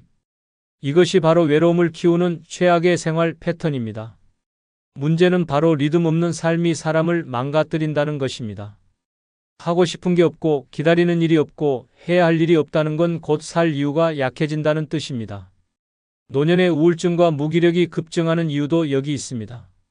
감정이 텅 비고 하루가 무너진 사람에게 외로움은 파고들 틈을 찾아와 끝끝내 정신까지 잠식합니다. 그런데 그 무서운 외로움을 막는 가장 단순하고 강력한 방패가 바로 루틴입니다. 매일 아침 몇 시에 일어나고 언제 산책을 나가고 몇 시에 커피를 마시고 무엇을 정리하고 어떤 운동을 하는지. 아주 작은 계획이지만 그 안에 삶의 중심이 생깁니다. 몸이 움직이기 시작하면 감정이 따라오고 감정이 살아나면 외로움은 뒷걸음칩니다. 루틴은 외로움을 차단하는 삶의 울타리입니다. 정해진 행동이 반복될수록 뇌는 안정을 느끼고 나는 쓸모있는 하루를 보냈다는 자존감이 생깁니다. 그 작은 자존감들이 모이면 어느새 외로움은 사라지고 자신감이 자리 잡습니다. 혼자 있되 고립되지 않는 기술, 그것이 바로 루틴입니다. 전라남도 순천에 사는 하 씨는 남편과 사별한 후 한동안 침대에서 일어나지 못했습니다. 밥은 대충 때우고 씻지도 않고 달력의 날짜조차 헷갈릴 정도로 시간을 놓치며 살았습니다. 그렇게 몇 달을 보내자 몸은 굳고 마음은 무너졌습니다. 병원에서는 우울증 초기 판정을 내렸고 하 씨는 나 이렇게 살다 죽겠다는 생각까지 했습니다. 그러던 중 우연히 TV 프로그램에서 루틴의 힘이라는 주제를 보게 됐고 그는 일단 따라 해보기로 했습니다. 아침 7시에 기상, 10분 스트레칭, 9시 아파트 앞 산책, 11시에 창가 정리, 점심 후 20분 독서. 처음엔 귀찮고 지겨웠습니다. 하지만 2주가 지나자 이상한 일이 벌어졌습니다. 몸이 먼저 움직이기 시작했습니다. 일어나면 자연스럽게 스트레칭을 하고 식사 시간이 되면 배가 고파졌습니다. 산책 중 같은 시간에 마주치는 사람들과 인사를 나누게 되었고 독서를 하다 재미있는 구절을 밑줄 그으며 미소 지었습니다. 하 씨는 말합니다. 살고 있다는 느낌이 들었어요. 그리고 혼자가 아니라는 생각도요. 이제는 누가 시키지 않아도 스스로 하루 계획표를 적고 체크리스트를 만들며 생활합니다. 그는 말합니다. 루틴을 만든 뒤 외로움이 고요한 평안으로 바뀌었어요. 스스로 만든 규칙 안에서 나는 다시 내 삶을 사랑하게 됐습니다. 노년의 외로움은 누가 곁에 없어서가 아닙니다. 나를 붙잡아줄 나만의 리듬이 없기 때문입니다. 무너진 루틴 속에 외로움이 자랍니다. 그러나 하루하루 정돈된 루틴은 외로움을 밀어내고 당신의 삶을 단단하게 세워줍니다. 지금부터라도 하루를 정해보십시오. 작은 계획이 큰 위안을 만들고 정해진 움직임이 당신을 살려냅니다. 루틴이 곧 생명줄입니다. 노년의 외로움을 없애는 뜻밖의 세 번째 방법은 새로운 사람들과 연결될 수 있는 활동에 과감히 뛰어드는 것입니다. 외로움은 조용히 찾아와 마음을 잠식합니다. 하지만 무서운 건 외로움이 오래되면 사람을 피하게 된다는 사실입니다. 누가 불러줘도 귀찮고 약속이 생겨도 핑계를 찾고 만남 자체가 피곤해지는 상태. 문제는 그렇게 고립된 시간이 길어질수록 다시 사회로 돌아가는 문은 더 좁아진다는 데 있습니다. 혼자 있는 시간이 익숙해지면 점점 더 무기력해지고 말문도 막히고 결국 누구를 만나도 어색하고 서먹해집니다. 그렇게 사람을 멀리하면 삶의 감정은 메말라가고 그 틈을 외로움이 비집고 들어옵니다. 늙어 외롭다는 건 혼자 있는 시간이 많은 것이 아니라 사람들과 어울릴 자신감을 잃는 것입니다. 그 자신감을 되찾는 가장 빠르고 강력한 방법은 낯선 사람들 사이에 나를 던지는 것입니다. 거창한 일이 아닙니다. 마을 도서관, 구청 문화센터, 복지관, 작은 교회나 동호회, 내가 가보지 않은 공간, 몰랐던 프로그램 속으로 스스로 걸어 들어가는 일. 처음엔 서먹하고 어색합니다. 그러나 거기서 시작됩니다. 인사하는 법, 이야기 나누는 법, 다시 웃는 법. 새로운 사람을 만나면 내 안의 고정관념이 깨지고 새로운 활력이 생깁니다. 내가 누군가에게 반가운 사람이 되고 누군가의 이야기를 듣게 되면 외로움은 더 이상 들어설 자리를 잃습니다. 경기도 평택에 사는 김 씨는 3년간 거의 집 밖을 나가지 않았습니다. 남편은 일찍 세상을 떠났고 자식들은 타지에 살며 명절에만 얼굴을 비췄습니다. 하루하루가 똑같았고 목소리를 내는 날보다 안 내는 날이 더 많았습니다. 그러다 어느 날 집 우편함에 꽂힌 안내지가 눈에 들어왔습니다. 노인대상 미술 기초반 수강생 모집. 김 씨는 종이에 적힌 번호로 전화를 걸었습니다. 첫날 복지관 강의실에 들어섰을 때 김 씨는 가슴이 떨렸습니다. 모두 처음 보는 얼굴, 어색한 분위기, 낯선 북과 물감. 하지만 옆자리에 한 여성이 말을 걸었습니다. 처음이세요? 저도요. 그 순간 김 씨는 고개를 끄덕였고 두 사람은 함께 그림을 그리기 시작했습니다. 3개월 뒤 김 씨는 자신도 몰랐던 재능을 발견했고 더 놀라운 건 사람들과 나누는 웃음의 맛을 되찾았다는 것이었습니다. 매주 정해진 수업이 기다려졌고 점심시간에 335 모여 나누는 대화가 삶의 활력이 되었습니다. 김 씨는 말했습니다. 나는 죽은 줄 알았어요. 그런데 다시 살아난 기분이에요. 이젠 하루가 짧아요.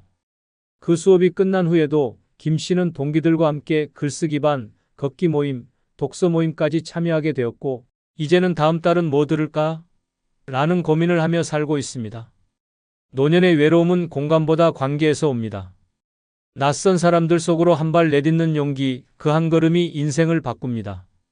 아는 사람만 만나며 좁아지는 인생을 벗어나 모르는 사람들과 새로움을 만들어가야 합니다. 외로움을 이기는 사람은 결코 많은 사람과 있는 이가 아닙니다.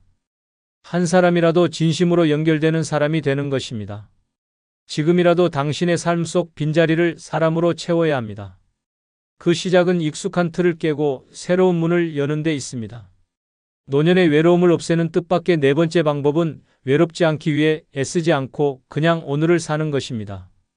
외로움을 극복하려고 애쓰는 순간 외로움은 더 커집니다. 왜 이렇게 조용하지? 왜 오늘도 연락이 없지? 나만 혼자인가? 이런 질문이 시작되는 순간 고요한 하루는 곧바로 고통으로 바뀝니다. 문제는 외로움이 아니라 외롭지 않으려는 그 절박한 발버둥입니다. 사람을 만나고 전화를 걸고 무언가를 하려고 애쓰지만 그 끝에 돌아오는 건 더 깊은 고립감일 수 있습니다. 왜냐하면 노력할수록 비교하게 되고 비교할수록 상처받기 때문입니다. 누구는 손주가 찾아왔다는 말에 시들어가고 누구는 자식이 용돈 보냈다는 얘기에 위축됩니다. 그렇게 외롭지 않으려 애쓰다 보면 오히려 외로움에 사로잡혀 자신을 더 미워하게 됩니다. 노년에 가장 필요한 건 관계도 사람도 아닙니다. 바로 지금 이 순간에 집중하는 훈련입니다. 오늘 할 일 하나, 오늘 마실 차 한 잔, 오늘 걸을 거리 하나만 있으면 됩니다. 오늘을 무사히 보내는 일, 그것만이 외로움을 줄이는 유일한 길입니다. 외롭지 않으려는 강박은 인생을 쥐어짜게 만들고 감정을 억지로 조작하게 합니다. 하지만 고요한 하루, 혼자의 시간, 느린 템포 속에 스며드는 평화는 의외로 지금 이대로 괜찮다는 느낌을 안겨줍니다. 외로움을 없애는 가장 단순한 방법은 외로움과 싸우지 않는 것입니다. 충청남도 서산에 사는 정 씨는 72세입니다. 남편은 5년 전 세상을 떠났고 자식 둘은 외국에 정착해 1년에 한두 번 연락이 오는 정도였습니다. 처음에는 휴대폰을 쥐고 하루에도 몇 번씩 확인했습니다. 혹시나 하는 마음에 알람이 울릴 때마다 심장이 뛰었고 텅 빈 메시지함을 볼 때마다 눈시울이 뜨거워졌습니다. 그래서 그는 더 바쁘게 움직였습니다. 모임도 나가고 교회도 나가고 문화센터도 들렀습니다. 그러나 집에 돌아오면 더 허전했습니다. 내가 이러려고 하루를 보냈나 싶었고 일시적인 흥분이 가라앉고 나면 되레 깊은 공허가 밀려왔습니다. 그러다 어느 날 정 씨는 달력을 보다 문득 깨달았습니다. 내가 너무 바쁘게만 살았구나. 외롭지 않기 위해. 그날부터 그는 달랐습니다. 일찍 일어나 차를 끓이고 마당을 정리하고 좋아하는 음악을 틀고 일기장을 펼쳤습니다. 누구를 만나기보다 나를 마주하는 하루를 선택했습니다. 한 달 뒤 정 씨는 놀라운 말을 했습니다. 나는 혼자인데 외롭지 않아요. 그냥 오늘 하루가 고마워요. 이 말은 단순한 감상이 아니었습니다. 외로움을 끌어안고도 무너지지 않은 자만이 할 수 있는 말이었습니다. 외로움은 없애야 할 병이 아닙니다. 살아있게 느끼는 자연스러운 감정입니다. 그 감정을 없애려는 싸움이야말로 진짜 문제입니다. 싸우지 마십시오. 오늘 하루 당신이 무너지지 않고 잘 살아냈다면 그것으로 충분합니다. 사람을 만나지 않아도 연락이 없어도 특별한 일이 없어도 오늘 하루가 내 곁에 있었다면 괜찮은 삶입니다. 외롭지 않기 위해 애쓰지 않아도 됩니다. 그냥 오늘을 잘 살아내면 외로움은 언젠가 조용히 사라집니다. 노년의 외로움을 없애는 뜻밖의 5번째 방법은 혼자만이 주는 장점을 최대한 활용하는 것입니다. 사람들은 혼자라는 말을 들으면 불쌍하다, 쓸쓸하다, 외롭겠다고 생각합니다. 하지만 진실은 그 반대입니다. 혼자일수록 자유롭고 혼자일수록 강하며 혼자일수록 진짜 인생의 주인이 됩니다. 문제는 우리가 그 진실을 모르고 타인의 시선 속에서만 혼자라는 상태를 해석한다는 것입니다. 혼자 살면 밥이 맛없다고요? 아닙니다. 내가 먹고 싶은 걸 내가 원하는 시간에 누구 눈치도 보지 않고 즐길 수 있다는 뜻입니다. 혼자 있으면 조용하다고요? 그건 귀를 울리는 평화입니다. 내가 좋아하는 음악을 틀고 보고 싶은 책을 마음껏 읽고 아침부터 밤까지 내 리듬대로 살 수 있는 절대적 권한이 바로 혼자에게만 주어지는 선물입니다. 노년의 가장 큰 고통은 같이 살아도 외로운 관계에서 비롯됩니다. 말이 통하지 않는 가족, 의무감으로 이어진 친구, 억지로 나가는 모임 속에서 우리는 혼자 있는 것보다 더 외롭다는 걸 뼈저리게 느낍니다. 그렇다면 차라리 혼자라는 장점을 극대화해야 합니다. 혼자는 결핍이 아니라 기회입니다. 누구에게도 맞출 필요 없는 일정, 온전히 나에게 집중할 수 있는 시간, 내 욕망과 감정을 검열 없이 꺼내놓을 수 있는 자유. 이걸 제대로 누리면 외로움은 결코 두렵지 않습니다. 오히려 그 고요함 속에서 인생의 진짜 맛을 알게 됩니다. 부산 해운대에 사는 이 씨는 남편과 자식 모두 외국에 있는 상태로 68세부터 혼자 살기 시작했습니다. 처음엔 침묵이 공포였고 저녁 식탁에 혼자 앉는 일이 견디기 힘들었습니다. 그러나 어느 날 누군가 이렇게 말했습니다. 혼자 있는 시간에 진짜 내가 나타나요. 그 말을 듣고 이 씨는 생활을 완전히 바꿨습니다. 먼저 식탁을 바꿨습니다. 혼자지만 예쁜 식기를 놓고 매일 다른 반찬을 정성껏 만들었습니다. TV를 틀어놓는 대신 클래식 음악을 켜고 거실 한편엔 독서 공간을 만들었습니다. 그리고 매일 아침 창문을 열고 이렇게 말했습니다. 오늘은 내가 원하는 대로 산다. 처음엔 익숙하지 않았습니다. 하지만 시간이 지나자 놀라운 변화가 찾아왔습니다. 무의미했던 하루가 기다려졌고 외로움이 사라졌으며 혼자인 삶이 자존감으로 바뀌었습니다. 이 씨는 말합니다. 예전엔 혼자가 두려웠는데 지금은 누가 같이 살자 해도 망설일 거예요. 이 평화와 자유를 포기하고 싶지 않아요. 이제 그는 혼자 제주도도 여행하고 유튜브로 뜨개질 방송을 하며 수익까지 얻고 있습니다. 혼자라는 사실을 고립으로 만들 것인가, 기회로 만들 것인가는 오직 본인에게 달려 있습니다. 누가 곁에 있어야 외롭지 않은 게 아니라 나 스스로를 얼마나 아끼고 채우는가에 따라 외로움의 농도는 달라집니다. 혼자라는 건 당신 인생의 주도권이 온전히 당신 손에 들어왔다는 뜻입니다. 지금 그걸 누리지 않으면 누구도 대신 누려주지 않습니다. 혼자인 지금이 가장 자유로운 때입니다. 노년의 외로움을 없애는 뜻밖의 6번째 방법은 자원봉사는 타인보다 나를 위로합니다. 대부분 사람들은 자원봉사를 남을 위한 일이라고 생각합니다. 누군가 힘든 사람을 돕고 어려운 처지의 사람들에게 무언가를 나눠주는 일. 하지만 정작 자원봉사를 해본 사람들은 입을 모아 말합니다. 내가 도운 게 아니라 내가 위로받았다고. 타인을 위해 시작한 봉사가 결국 나를 살립니다. 노년의 외로움은 마음속이 텅 빈 느낌입니다. 누구와도 연결되지 않은 듯한 고립, 무언가에 필요 없는 존재가 된 것 같은 허무함. 그런데 자원봉사는 그 감정을 정면으로 뒤집습니다. 내가 아직 쓸모 있는 사람이다. 내 손길이 누군가에게 도움이 된다. 그 깨달음이 외로움보다 강한 치유입니다. 무대 위에서 박수를 받는 것도 아니고 대단한 보상이 있는 것도 아닙니다. 하지만 누군가에게 감사 인사를 받는 순간, 작은 봉투를 전달하는 그 손끝에서, 어르신의 얼굴을 닦아주는 그 순간에서 나도 누군가의 하루를 바꿀 수 있다는 강한 존재감이 피어오릅니다. 게다가 자원봉사 현장에는 같은 뜻을 가진 사람들이 모입니다. 대화가 끊기지 않고 웃음이 넘칩니다. 나이가 다르고 사는 곳이 달라도 누군가를 돕겠다는 마음 하나로 깊이 연결됩니다. 그 안에서 생기는 교감은 단순한 인연을 넘어 다시 삶을 믿게 만드는 희망이 됩니다. 대전 유성구에 사는 박 씨는 70세 생일을 앞두고 한 번도 받아보지 못한 기분을 느꼈습니다. 자식들조차 무심했고 친구들도 하나둘 연락을 끊었습니다. 아침에 눈을 떠도 할 일이 없고 하루 종일 말 한마디 하지 않는 날이 계속됐습니다. 그러던 중 우연히 지역신문에서 노인 돌봄 자원봉사 모집 기사를 봤습니다. 내가 남을 도울 수 있을까라는 의심을 안고 첫날 활동에 나섰습니다. 그가 맡은 대상은 중증 치매 어르신이었습니다. 말이 통하지 않았고 표정도 없었지만 박 씨는 하루에 1시간씩 찾아가 손을 잡고 앉았습니다. 한 달쯤 지났을 때였습니다. 치매 어르신이 박 씨를 보며 처음으로 웃었습니다. 그리고 아주 작은 소리로 이렇게 말했습니다. 고맙습니다. 그 말에 박 씨는 말없이 눈물을 흘렸습니다. 그 순간 박 씨는 깨달았습니다. 이분이 나를 살렸구나. 내가 누굴 도운 게 아니라 내가 살았구나. 그 후 박 씨는 주 3회 봉사를 이어가며 건강도 회복했고 새로운 친구들도 만났습니다. 지금 박 씨는 말합니다. 외롭다고 혼자 웅크리고 있었을 땐 세상이 나를 버린 줄 알았어요.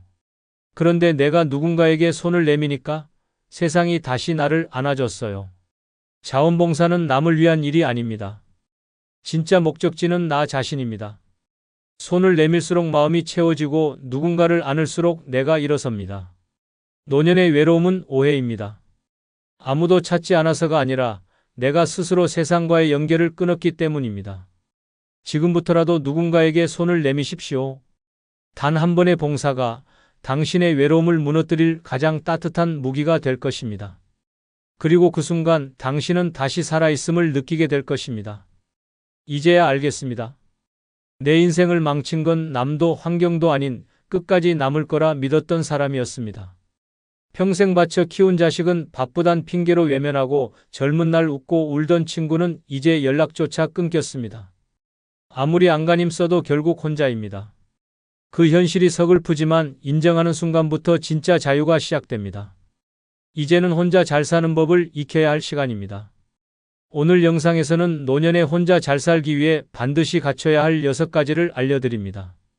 구독, 좋아요, 알림 설정해 주시면 바로 시작합니다. 첫 번째는 나를 위해 돈을 쓰는데 주저하지 않고 사는 것입니다. 제 인생에서 처음으로 저 자신에게 돈을 써봤습니다.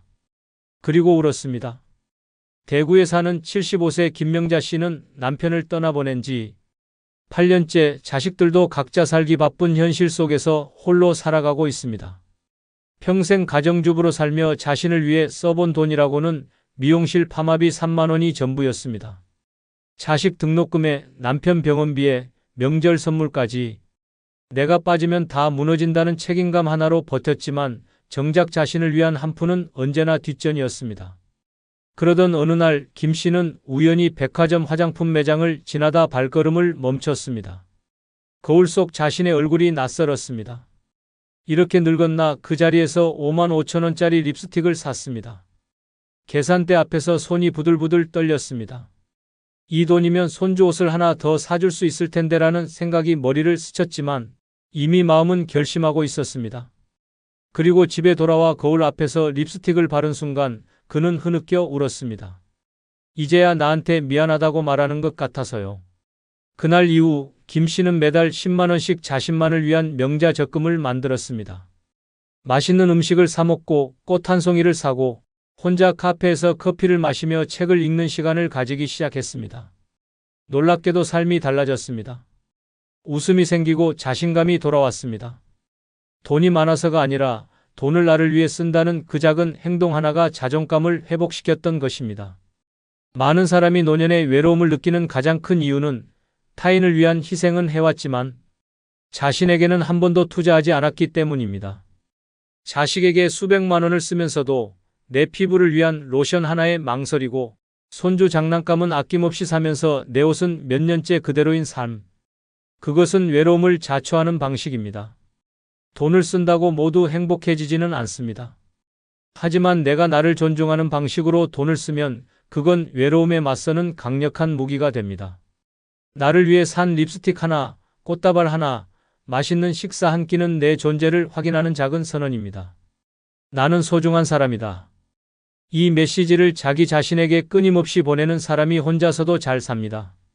반대로 끝까지 자식만 바라보며 돈을 아끼는 사람은 결국 기댈 데 없는 감정만 남깁니다. 자식은 고마워하지 않고 본인은 점점 비워지고 결국 나는 뭐였나라는 허무감만 남게 됩니다. 노년의 가장 비참한 순간은 돈이 없는 순간이 아니라 돈이 있어도 쓸 줄 모르는 순간입니다. 그 순간 사람은 스스로를 버리는 것입니다. 나이 들수록 더 당당하게 써야 합니다. 내가 좋아하는 옷을 사고 가고 싶은 곳에 가고 먹고 싶은 걸 먹고 배우고 싶은 걸 배우는데 망설여선 안 됩니다. 내가 나에게 주는 선물만큼 따뜻한 건 없습니다. 이제는 내가 나를 돌봐야 할 시간입니다. 나를 위해 돈을 쓰는 건 사치가 아니라 생존입니다. 노년에 혼자 잘 살고 싶다면 가장 먼저 해야 할 일은 지갑을 열고 거울 앞에 나를 위해 한번 써보는 것입니다. 그 작은 용기가 당신의 인생 후반을 완전히 바꿔놓습니다. 그게 바로 외롭지 않게 혼자 살아가는 첫 번째 열쇠입니다. 두 번째는 계획 없는 하루를 편하게 맞이하는 것입니다. 오늘 뭐 하세요? 몰라요. 그냥 눈 뜨면 그때 생각해요. 서울 강동구에 사는 79세 박정래 씨는 이 말을 할 때마다 주변 사람들에게 핀잔을 듣습니다. 하루라도 계획 없이 살면 치매 온다더라. 뭐라도 배우고 부지런히 움직여야지. 하지만 정작 박 씨는 말합니다. 나는 이제 계획 없이 사는 게 제일 자유롭습니다. 젊을 땐 늘 시간에 쫓겼습니다.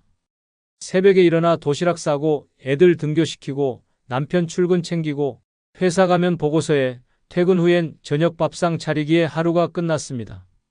그렇게 50년 넘게 누군가를 위한 시간표 속에 살았습니다. 그런데 은퇴하고 남편 떠나고 자식들도 각자 삶을 살게 되자 박 씨는 갑자기 멈춘 시계처럼 버려진 기분이 들었습니다. 오늘 뭐 해야 하지? 내가 아무 일도 안 하고 있어도 되는 걸까? 처음엔 그게 불안했고 죄책감 같았습니다. 하지만 어느 날 창밖을 바라보다 문득 깨달았습니다. 나는 왜 여태까지 나를 위한 시간표는 한 번도 짜본 적이 없었지? 그날부터 박 씨는 계획 없는 하루를 시작했습니다. 알람 없이 눈을 뜨고 기분 좋으면 아침밥을 해먹고 아니면 커피 한 잔으로 버텼습니다. 날이 좋으면 동네를 걷고 비 오는 날은 침대에 누워 책을 봤습니다. 그러자 삶이 바뀌었습니다. 예전엔 분 단위로 쪼개지던 하루가 이제는 숨을 쉬는 하루가 되었습니다. 노인이 계획 없이 산다는 건 무기력하거나 게으른 게 아닙니다. 오히려 내 마음 가는 대로 살아가는 자유를 되찾았다는 의미입니다. 지금까지 수십 년간 당신의 시간은 전부 남에게 쓰였습니다. 가정에, 직장에, 자식에게, 사회에. 이제는 누구도 당신 하루에 간섭하지 않는 시간입니다. 그런데 그마저도 스스로 통제하려고 애쓰면 노년의 마지막 자유마저 놓치게 됩니다. 아침에 눈 떴을 때 아무 일정이 없어도 괜찮습니다. 오늘 하루 아무것도 안 해도 괜찮습니다. 중요한 건 내가 내 기분대로 하루를 꾸린다는 만족감입니다. 정해진 일정 없이 책을 보다 낮잠을 자고 산책하다 쉬었다가 창밖 하늘을 멍하니 보는 그 시간들이 혼자 살아도 전혀 외롭지 않은 하루를 만들어줍니다. 계획이 없으면 허전하다는 건 아직도 쓸모에 목매는 생각입니다. 쓸모없이 살아도 되는 것이 노년입니다. 남에게 필요한 사람이 아니라 스스로에게 편안한 사람이 되어야 합니다.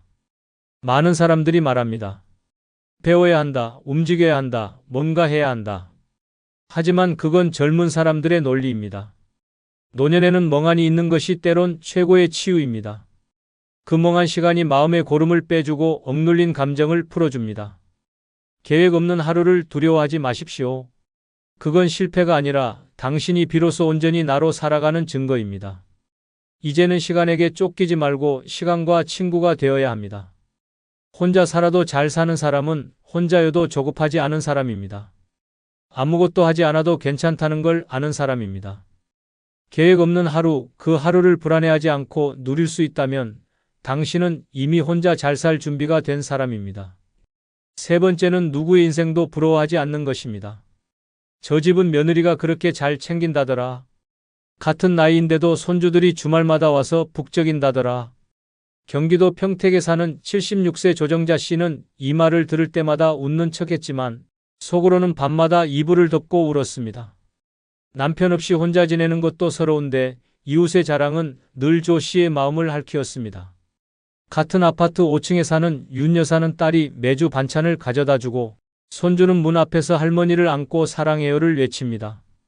조 씨는 그런 모습을 보며 자신이 뭘 잘못했나 되묻습니다. 자식에게 기대지도 않고 며느리와 다툰 적도 없이 평생 조용히 살아왔는데 왜 나는 외로움만 남았을까? 주말마다 이웃집 현관에 쌓이는 반찬 봉투를 보며 조 씨는 한 번도 받은 적 없는 도시락을 떠올렸습니다. 그러던 어느 날 그는 다짐했습니다. 이제 그만 남을 부러워하자. 나는 나니까. 그날 이후 조 씨는 비교를 멈추는 연습을 시작했습니다. 혼자 밥을 먹을 때도 TV 속 다정한 가족 광고가 나올 때도 스스로에게 이렇게 말했습니다. 나는 잘 견디고 있으니 그것으로 충분하다. 놀랍게도 그 순간부터 마음이 조금씩 가벼워졌습니다. 이웃이 손주 자랑을 해도 웃을 수 있게 되었고 자기 반찬을 직접 만들어 먹는 시간이 오히려 성취처럼 느껴졌습니다. 이제는 내 인생을 나답게 사는 게 가장 귀한 거란 걸 알게 됐어요. 가장 고통스러운 외로움은 혼자 있음에서 오는 게 아니라 남과 비교하며 스스로를 깎아내릴 때 생깁니다. 이웃의 웃음소리, SNS의 여행사진, 자식 자랑하는 이들의 말 한마디에 나를 비참하게 만드는 건 그들이 아니라 비교하는 내 시선입니다. 저 집은 손주도 많고 자식도 잘 됐다더라. 그 말은 독처럼 마음을 갉아먹습니다. 하지만 보이지 않는 진실도 있습니다. 잘나 보이는 그 집도 밤이면 한숨 쉬고 화목해 보이는 가족도 마음속엔 상처 하나쯤 안고 삽니다. 겉으로는 다 가진 듯 보여도 누구에게나 말 못할 고통은 존재합니다. 부러움은 나를 가난하게 만듭니다. 나는 나의 시간을 버텨낸 사람이고 내 인생의 숱한 굴곡을 넘어 지금 이 자리에 선 사람입니다. 그 누구의 삶과도 바꿀 수 없는 유일한 인생의 결과물입니다. 그런데 왜 그 소중한 삶을 남의 잣대로 평가하며 자책해야 합니까? 남을 부러워하는 순간 나는 내 삶의 주인이 아니라 구경꾼이 됩니다. 그 순간부터 외로움은 깊어지고 자기 연민은 노년의 마음을 병들게 합니다. 혼자 살아도 괜찮은 사람은 비교하지 않는 사람입니다. 내 밥이 소박해도 내 일정이 평범해도 거기서 충분한 만족을 느낄 줄 아는 사람이 진짜 강한 사람입니다. 누구의 인생도 부러워하지 않는 건 내 인생을 있는 그대로 존중하는 자세입니다. 자식이 오지 않아도 손주가 연락하지 않아도 내 하루가 충만하다면 그 자체로 성공입니다. 오늘도 내가 만든 반찬을 먹고 내가 걷고 싶은 길을 걸으며 남의 시선에서 벗어나 나만의 삶을 즐긴다면 당신은 혼자서도 가장 고귀한 방식으로 잘 살아가고 있는 사람입니다. 이제는 눈을 돌려야 합니다.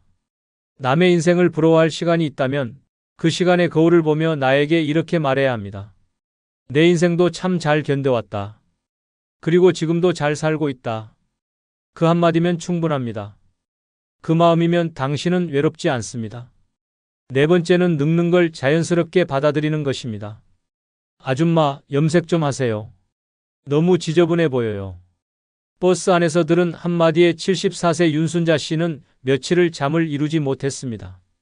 거울 속엔 흰머리가 소복한 자신이 있었습니다. 예전엔 젊다는 말 많이 들었고 남편과 외식할 땐 늘 립스틱 하나쯤은 챙기던 사람이었습니다. 하지만 남편이 먼저 떠나고 자식들은 뜸해지고 어느새 혼자라는 현실에 익숙해지다 보니 염색도 화장도 옷차림도 하나둘 놓게 되었습니다. 그러던 어느 날 거울을 보며 중얼거렸습니다. 내가 너무 늙어버렸구나. 그날 이후 윤 씨는 미용실에 가서 머리를 염색하고 화장품도 샀습니다. 하지만 이상하게도 예전의 나는 돌아오지 않았습니다.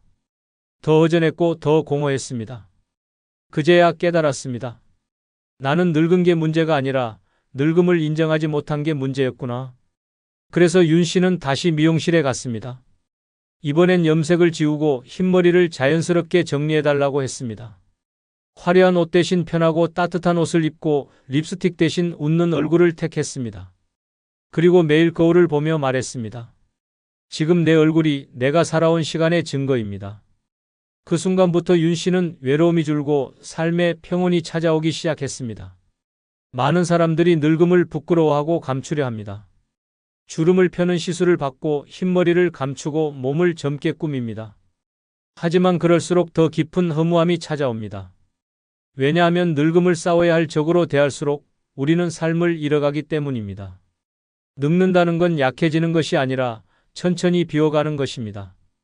덜 소유하고 덜 욕심내고 덜 꾸미며 본래의 나로 돌아가는 과정입니다. 그 흐름을 받아들일 줄 아는 사람만이 혼자서도 초연하게 살아갈 수 있습니다. 흰머리가 부끄러운 것이 아닙니다. 오히려 그것은 수십 년의 인내와 희생, 생존의 깃발입니다. 주름은 나약함이 아니라 버텨온 시간의 훈장입니다. 그것을 부정하는 순간 우리는 스스로를 지우는 것입니다. 노년의 고독은 외로움 때문이 아니라 늙음을 받아들이지 못한 채 젊음을 흉내내는 고통 속에 사는 데서 비롯됩니다. 젊은이들과 섞이려 애쓰고 새로운 트렌드를 억지로 좇으며 나는 아직 쓸모 있다고 외치는 그 발버둥이 결국 스스로를 더욱 초라하게 만듭니다. 진짜 혼자 잘 사는 사람은 거울 속 주름진 얼굴을 보며 당당하게 웃을 수 있는 사람입니다. 늙음을 문제가 아니라 과정으로 인정하는 사람입니다. 지금 당신이 걷는 걸음이 느려졌다고, 자꾸 깜빡한다고, 예전만큼 손이 가지 않는다고 절대 초라한 게 아닙니다. 그건 당신이 살아온 시간을 고스란히 품고 있다는 증거입니다. 늙음을 받아들인다는 건 세상의 기준에서 벗어나 이제야 진짜 나로 살아가기 시작한다는 뜻입니다. 꾸미지 않아도 바쁘지 않아도 있는 그대로의 내가 존중받을 가치가 있다는 사실.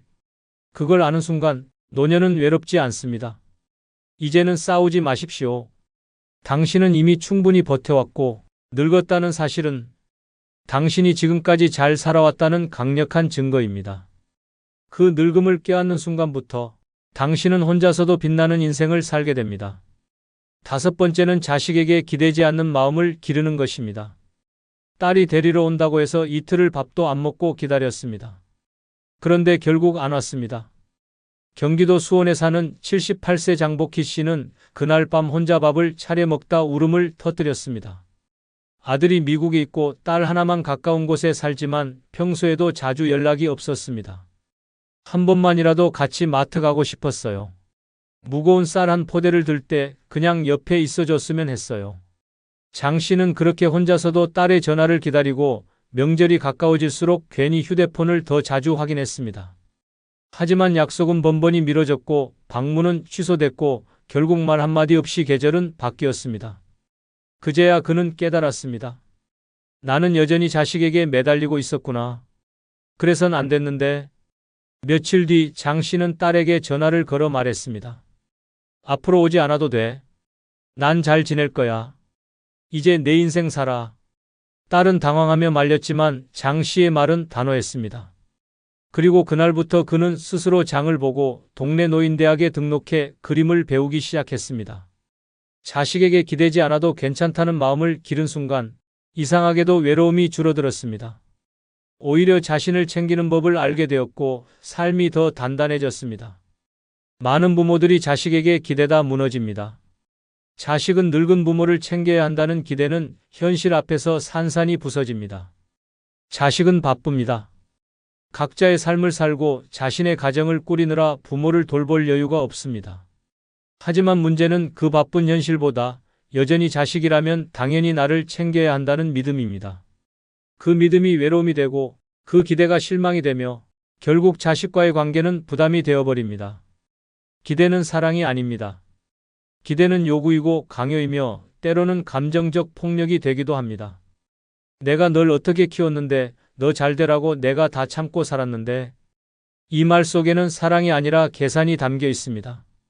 진짜 사랑은 기대하지 않는 것입니다. 그저 바라보는 것, 응원하는 것, 그리고 무엇보다 스스로를 지키는 것입니다. 자식에게 기대지 않는다는 건 자식을 버리는 것이 아닙니다. 그건 오히려 내 인생을 내 손에 되찾아오는 일입니다.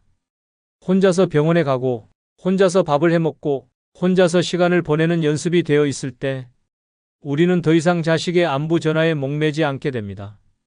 기약 없는 방문에 흔들리지 않게 됩니다. 자식도 결국은 손님입니다. 자식의 인생은 자식의 것이고 노년의 삶은 오직 나의 몫입니다. 자식에게 의지하지 않고 살아간다는 건 단순한 자립이 아니라 자존의 선언입니다. 나는 나를 돌볼 수 있다. 이 마음이 생긴 순간 외로움은 더 이상 날 짓누르지 못합니다. 자식은 당신의 전부가 아닙니다. 그리고 당신은 자식의 짐이 되어선 안 됩니다. 이제는 자식을 기다리는 시간보다 나를 위한 삶을 준비해야 할 때입니다. 그 준비가 되어 있는 사람만이 노년을 진짜 혼자 잘 사는 사람으로 살아낼 수 있습니다. 6번째는 인생의 마지막을 아름답게 떠나기 위해 서서히 준비하는 것입니다. 엄마 유언장 없었어요? 장례식은 어떻게 치러야 할지 몰라서 정말 당황했어요. 경남 김해에 사는 81세 김복래 씨는 4년 전 언니의 임종을 지켜본 뒤 자신도 변하기 시작했습니다. 언니는 평소 씩씩하고 정정했던 사람이었고 자식들과도 무난한 관계를 유지해 왔습니다. 하지만 막상 돌아가신 뒤 자식들은 패닉에 빠졌습니다. 유산은 어디에 얼마나 있는지, 장례는 어디에 부탁해야 하는지, 어느 절에 제사를 지내야 하는지, 형제들과 자식들이 다투기 시작했고 장례식장은 조문객보다 고성으로 가득 찼습니다. 김 씨는 그 모습을 보고 충격을 받았습니다. 내가 죽고 나서 저렇게 혼란스럽게 남겨두면 안 되겠다. 그날부터 김 씨는 하나씩 준비했습니다. 금고에 있던 통장 정리를 했고 집문서와 인감도장을 정리해 봉투에 넣었습니다. 유언장을 손으로 직접 썼고 요양병원 대신 노인요양공동체에 예약을 넣었습니다. 심지어 장례식장 연락처와 원하는 화장 절차까지 손글씨로 남겨두었습니다. 자식에게는 말했습니다. 엄마 떠날 때 너희가 울지 않게 미리 다 준비해놨어. 너희는 그저 보내주기만 해. 그 말을 하던 날 자식은 말없이 김 씨의 손을 꼭 잡았습니다. 사람은 누구나 죽습니다. 하지만 준비 없이 죽는 사람은 남은 이들에게 상처와 분쟁 그리고 불편함만 남깁니다. 노년이 되면 죽음은 더 이상 먼 이야기가 아닙니다. 바로 옆방에 살고 있는 이웃처럼 늘 곁에 머물고 있습니다. 그런데도 사람들은 끝까지 그 이야기만은 하지 않으려 합니다. 죽음을 말하면 불길할까봐, 자식이 슬퍼할까봐. 하지만 죽음을 준비하지 않는 것이야말로 가장 무책임한 선택입니다. 자식에게 은혼도 없이 유산을 남기고 병상에서 나는 절대 연명치료 안 할 거야 라는 말 한마디도 없이 떠나는 것. 그건 결국 사랑하는 사람들에게 고통을 남기는 이기적인 퇴장입니다. 당신이 잘 살아온 인생이라면 그 끝도 분명 단정하고 존엄해야 합니다. 죽음은 두려운 것이 아니라 나를 마무리하는 마지막 선택의 시간입니다. 그 마무리를 누군가 대신 해줄 수는 없습니다.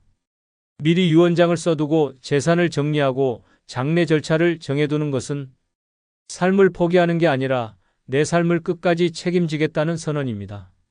죽음을 이야기하지 않으면 결국 남은 사람들에게 짐이 됩니다.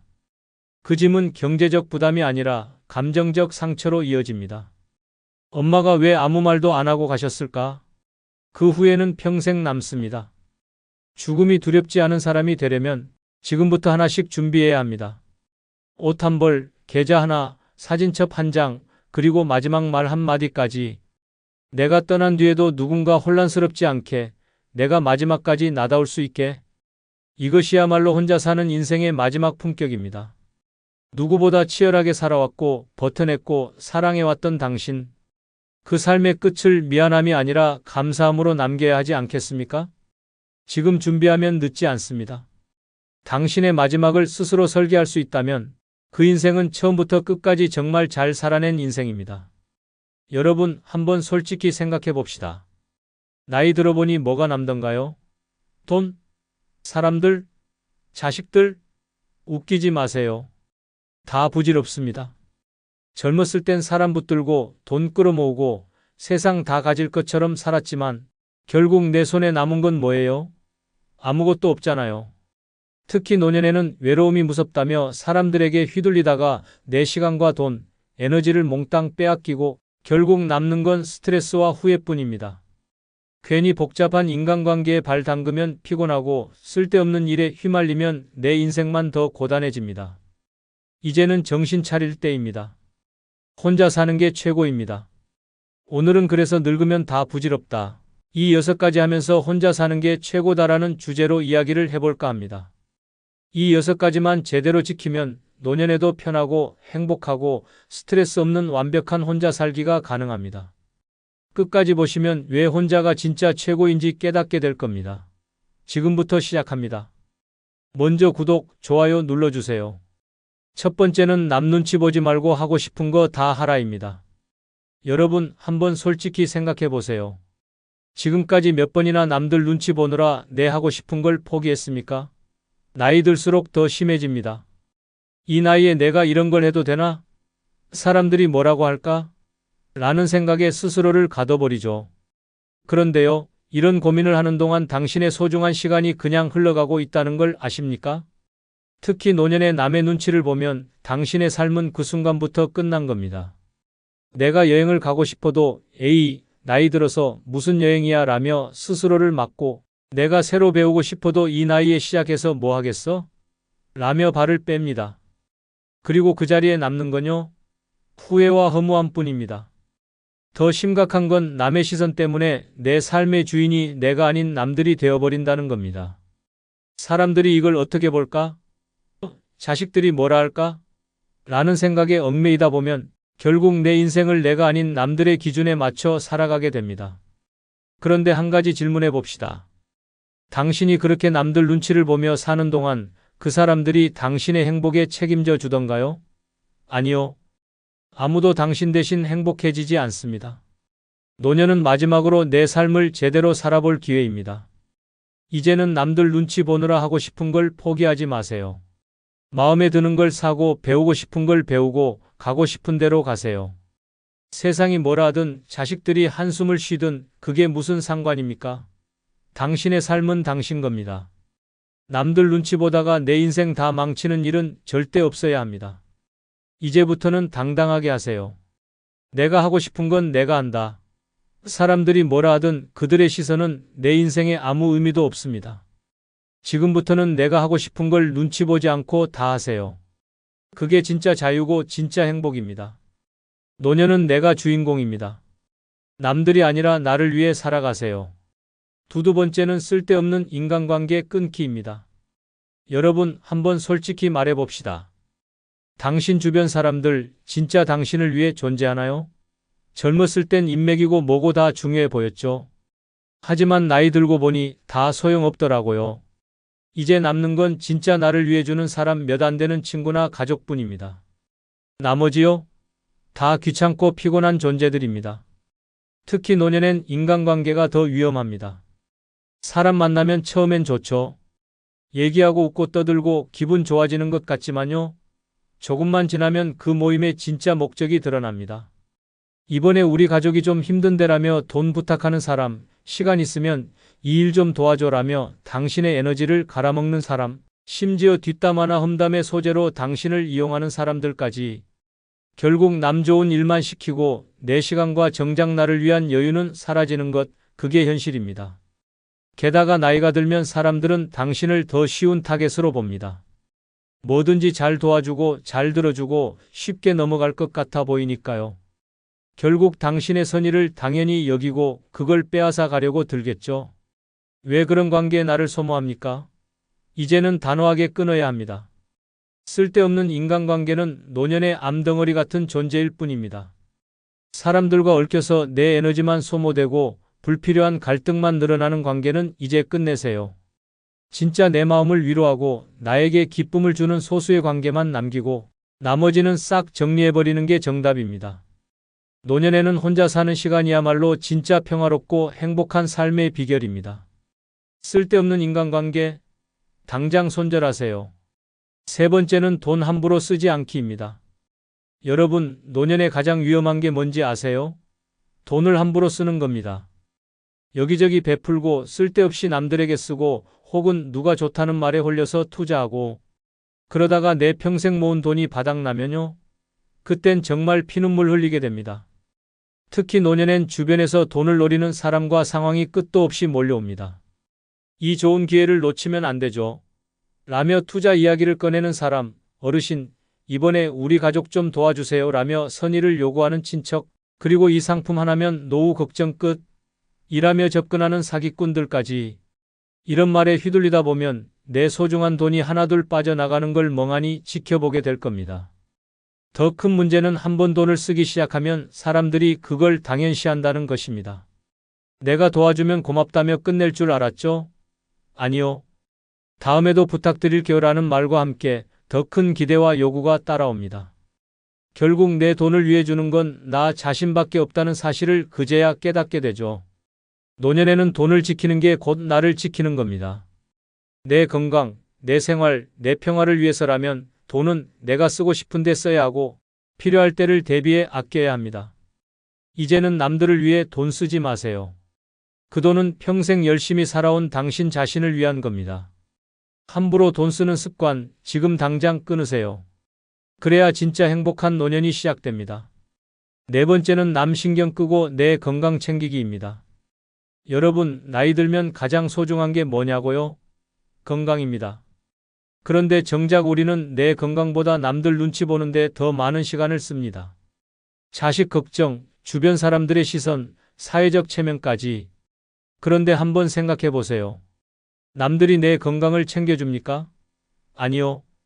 아플 때 고통받는 건 오직 나 자신입니다. 특히 노년에는 남들 눈치 보느라 내 몸을 망가뜨리는 일이 끝도 없이 생깁니다.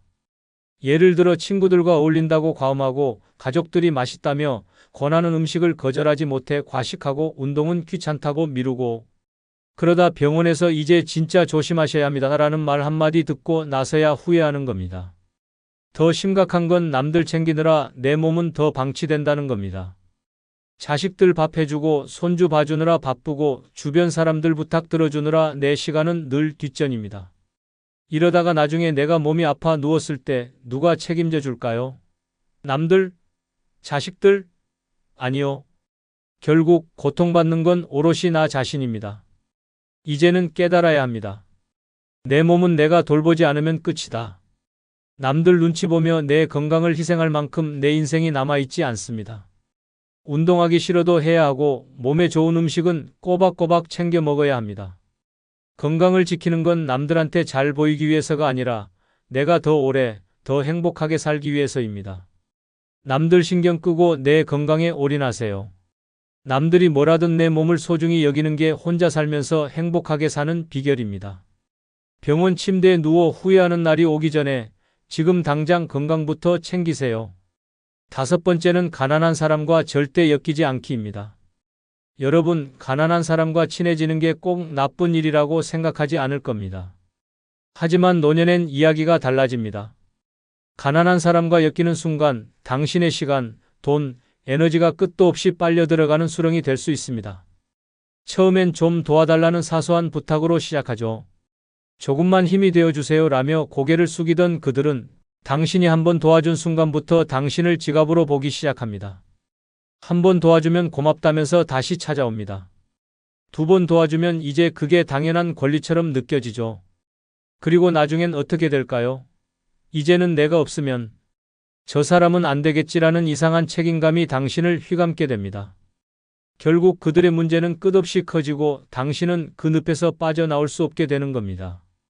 가난한 사람들은 종종 자기 문제를 스스로 해결하지 못합니다. 그리고 그 문제를 풀 열쇠를 당신에게서 찾으려 합니다. 하지만 한 가지 기억하세요. 그들의 문제는 당신이 아무리 도와줘도 해결되지 않습니다. 오히려 당신이 도와줄수록 더 의존하게 되고 나중엔 도와주던 사람이 갑자기 안 도와주면 더 힘들다며 당신을 원망할 가능성까지 생깁니다. 더 충격적인 건 이런 관계가 당신을 정신적으로도 파괴한다는 겁니다. 한번 돕기 시작하면 죄책감이 따라 붙습니다. 내가 더 해줄 수 있었는데 혹시 내가 손을 놓으면 이 사람은 어떻게 될까? 라는 생각이 머릿속을 떠나지 않게 되죠. 하지만 현실은 냉정합니다. 그들은 당신의 죄책감 위에 더 큰 요구를 쌓아 올릴 준비가 되어 있습니다. 노년엔 내 삶이 최우선입니다. 가난한 사람과 엮여서 내 재산과 시간을 빼앗기지 마세요. 남의 문제를 해결하려다 내 인생을 망치는 어리석은 선택은 이제 그만입니다. 6번째는 의무감이라는 독에서 벗어나기입니다. 여러분, 평생 의무감에 끌려다니며 살아오지 않았나요? 자식 때문에, 가족 때문에, 체면 때문에. 그 결과 어떻게 됐습니까? 남들은 당신의 희생을 당연하게 여기고 정작 당신은 텅 빈 마음과 지친 몸만 남았습니다. 그런데 노년에까지 이런 의무감에 사로잡혀 산다면요? 그건 스스로를 고문하는 일일 뿐입니다. 특히 자식 문제는 의무감의 최악의 형태입니다. 부모라면 당연히 해줘야죠. 지금까지도 해줬잖아요 라는 말로 당신을 올가맵니다. 그런데 한 가지 질문해 봅시다. 그들은 당신을 위해 무엇을 해주었나요? 당신이 모든 걸 희생하고 심지어 노후 자금까지 털어줬는데 막상 당신이 힘들어지면 그들은 어디에도 없을 가능성이 높습니다. 더 큰 문제는 이런 의무감이 당신의 자존감을 파괴한다는 겁니다. 내가 이걸 하지 않으면 내가 나쁜 사람일 거야 라는 생각에 갇혀 당신은 점점 자신을 올가맵니다. 하지만 현실은요? 아무리 당신이 희생하고 노력해도 누구도 당신의 희생을 제대로 기억해 주지 않을 겁니다. 충격적이지만 진실입니다. 의무감은 당신 스스로 만든 족쇄일 뿐입니다. 이제 그 족쇄를 끊으세요. 자식이든 가족이든 주변 사람이든 당신의 노후는 그들에게 갚아야 할 빚이 아닙니다. 노년엔 당신 자신이 최우선이어야 합니다. 하고 싶은 걸 하고 즐기고 싶은 걸 즐기세요. 의무감 따위는 과감히 버리고 이제부터는 당신을 위해 사세요. 남의 기대에 끌려다니는 삶을 멈추는 순간 당신의 진짜 노년이 시작됩니다. 여러분, 결국 노년의 가장 중요한 건 남이 아닌 나 자신입니다. 사람들에게 휘둘리고 의무감에 얽매이고 돈과 시간, 에너지를 남들한테 쏟아붓는 삶은 이제 끝내야 합니다. 그런 삶엔 평화도 없고 행복도 없습니다. 냉정하게 말하죠. 남들은 절대 당신의 삶을 대신 살아주지 않습니다. 당신이 힘들어질 때, 외로울 때, 돈이 바닥날 때 그들이 도와줄까요? 아니요. 그들은 사라질 뿐입니다. 그런데 왜 그 사람들을 위해 내 삶을 소모합니까? 그럴 가치 없습니다. 노년은 내 인생의 마지막이자 최고의 무대입니다. 이 무대를 남들 눈치 보며 살아간다면 그건 내 인생을 스스로 망치는 겁니다. 이제는 남이 아닌 나를 위해 살아야 할 때입니다. 쓸데없는 인간관계 끊고 하고 싶은 거 하고 돈도 나를 위해 쓰고 내 시간을 즐기세요. 남들에겐 미안하지만 이제 당신의 노후는 오직 당신을 위해 존재해야 합니다. 남들이 뭐라든 신경 쓰지 마세요. 당신 인생의 주인공은 오직 당신 자신입니다. 지금부터라도 당신만을 위한 행복을 찾으세요. 남은 시간은 당신 겁니다. 끝으로 구독, 좋아요, 멤버십 가입해 주시면 더 좋은 영상으로 찾아뵙겠습니다. 안녕히 계십시오. 다 부질없다. 늙어서 혼자 살 준비하지 않으면 남은 인생이 지옥이 될 수도 있습니다. 많은 사람들이 나이 들면 누군가와 함께 살아야 외롭지 않다. 혼자 사는 건 불가능하다. 라고 생각합니다. 하지만 현실은 다릅니다. 재혼으로 행복을 꿈꿨다가 병수발에 허덕이고 자식에게 기대다가 갈등 속에 인생을 망치는 사례는 셀 수 없이 많습니다. 결국 가장 큰 문제는 노년에 무엇을 준비했느냐에 달려 있습니다. 혼자 살아가는 건 외로울 것 같지만 사실 제대로 준비만 한다면 자유롭고 만족스러운 삶을 누릴 수 있는 최고의 선택이 될 수 있습니다. 그런데 많은 사람들이 그 준비가 뭔데? 라는 질문에 제대로 답하지 못합니다. 노년에 혼자 살기 위해 필요한 건 단순한 집 한 채나 돈 몇 푼이 아닙니다. 가장 중요한 건 스스로를 지킬 수 있는 5가지 필수 요소를 갖추는 것입니다. 이 5가지를 제대로 준비하지 않으면 노년은 더 이상 황혼이 아닌 끝없는 고통이 될 수 있습니다. 남은 인생, 내가 내 주인이 될 수 있는 방법은 무엇일까요? 지금부터 그 해답을 찾아봅시다. 구독, 좋아요 누르시면 시작하겠습니다. 첫 번째, 이기심입니다. 노년에는 적당한 이기심을 갖추는 것이 생존의 기술이자 행복의 비결입니다. 많은 사람들은 나이가 들수록 자신을 희생하려는 경향이 강해집니다. 이 나이에 내가 뭘 더 바라겠어? 그냥 남들한테 잘하면 돼. 라고 스스로를 합리화하며 자신을 위해 살아가는 법을 잊어버립니다. 하지만 이기심 없이 남만 위해 사는 노년은 결국 상처와 후회로 점철된 삶으로 끝날 수 있습니다.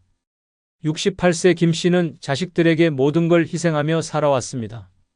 은퇴 후에도 자식들의 부탁에 그래, 내가 도와줄게. 라며 남은 자금을 끌어모아 지원했습니다. 그런데 시간이 지나자 자식들의 태도는 점점 변했습니다. 엄마, 이번에 조금 더 빌려줘. 라는 말이 반복되었고 갚지 않는 돈은 쌓여만 갔습니다. 결국 김 씨의 통장은 텅 비었고 남은 노후는 더 이상 자신을 위한 시간이 아니었습니다. 나는 이렇게까지 희생했는데 왜 나만 이렇게 외롭고 힘든 걸까? 이기심 없이 살아가는 노년은 주변 사람들에게 당연한 존재가 됩니다. 당신이 도와주는 것을 거절하지 않는 순간 그 도움은 끝이 없습니다. 처음에는 감사하던 사람들이 점점 당신의 희생을 당연하게 여기고 나중에는 그것조차 불평하는 상황까지 벌어질 수 있습니다. 나이가 들수록 더 많이 베풀어야 한다. 라는 말은 잘못된 생각입니다. 이기심이란 타인을 외면하거나 배척하는 것이 아닙니다. 내가 내 삶의 주인이 되는데 필요한 건강한 방어선을 만드는 것입니다. 아무리 가까운 사람이라도 내 행복과 존엄성을 해칠 정도로 희생할 필요는 없습니다. 노년의 이기심을 갖추기 위해 가장 중요한 것은 아니요라고 말하는 연습입니다. 자식이나 친구가 도움을 요청하더라도 내가 감당할 수 없는 부탁이라면 단호히 거절해야 합니다. 내가 여유가 없어서 도와줄 수 없어. 이라고 말하는 것은 이기적인 행동이 아니라 내 삶을 지키는 현명한 선택입니다. 또한 나 자신이 먼저다. 라는 마음가짐이 필요합니다. 자식들이 어렵다고 해도 친구가 도움을 요청한다고 해도 내 건강과 재정이 우선입니다. 내가 무너지면 그들을 돕는 것도 불가능해집니다. 이기심은 내가 행복하기 위해 필요한 최소한의 보호막입니다. 그것이 없다면 노년은 끝없는 희생과 배신의 연속이 될 수 있습니다. 주변 사람들을 도우면서도 내가 지킬 선을 정하는 것, 그리고 그 선을 넘어서는 요구에는 단호히 거절하는 것, 그것이 진정한 이기심의 힘입니다. 나 자신을 지키지 않으면 아무도 나를 지켜주지 않는다. 노년의 이기심은 이기적인 행동이 아니라 내 삶을 존중하는 가장 큰 지혜입니다. 지금부터라도 내 인생의 우선순위를 나 자신으로 바꾸십시오. 그것이 당신을 진정으로 행복하게 만들 것입니다. 두 번째, 돈입니다. 노년의 가장 중요한 건 돈입니다. 돈이 없다면 노년은 끝없는 고통의 시작이 될 뿐입니다. 나이 들수록 건강은 점점 나빠지고 예상치 못한 병원비와 생활비가 쌓여갑니다. 난 건강하니까 괜찮아. 라고 생각하며 돈의 중요성을 과소평가한다면 뒤늦게 그 대가를 혹독하게 치르게 됩니다. 돈이 없으면 선택의 자유도 없고 존엄성도 지킬 수 없습니다. 한 예로 70세 김 씨는 젊었을 때 아이들 교육과 가족을 위해 모든 걸 희생하며 살아왔습니다. 내가 힘들어도 애들이 잘 되면 다 보람 있는 거야. 라는 생각으로 모아둔 돈을 전부 자식들에게 지원했습니다. 하지만 정작 자신이 병에 걸렸을 때 자식들은 우리도 지금 사정이 어려워요. 라며 등을 돌렸습니다. 김 씨는 병원비를 감당하지 못해 값싼 요양병원에 들어갔고 거기서 내가 이렇게 비참한 노후를 보낼 줄은 몰랐어. 라며 한탄했습니다. 돈은 단순한 생계의 문제가 아닙니다. 돈이 없으면 인간관계도 무너집니다. 친구들과의 모임에 나가고 싶어도 돈이 없으면 자연스럽게 멀어지게 됩니다. 나중에 모아둔 돈이야 뭐 필요하겠어? 라고 생각한다면 나이가 들어서야 깨닫게 될 것입니다. 돈이 없는 사람은 결국 사회에서 고립된다는 사실을요. 돈은 단순히 물질적인 것을 넘어서 존엄성을 지켜주는 마지막 방패입니다. 내가 선택할 수 있는 여지를 남기고 내 삶의 주인이 되게 해줍니다.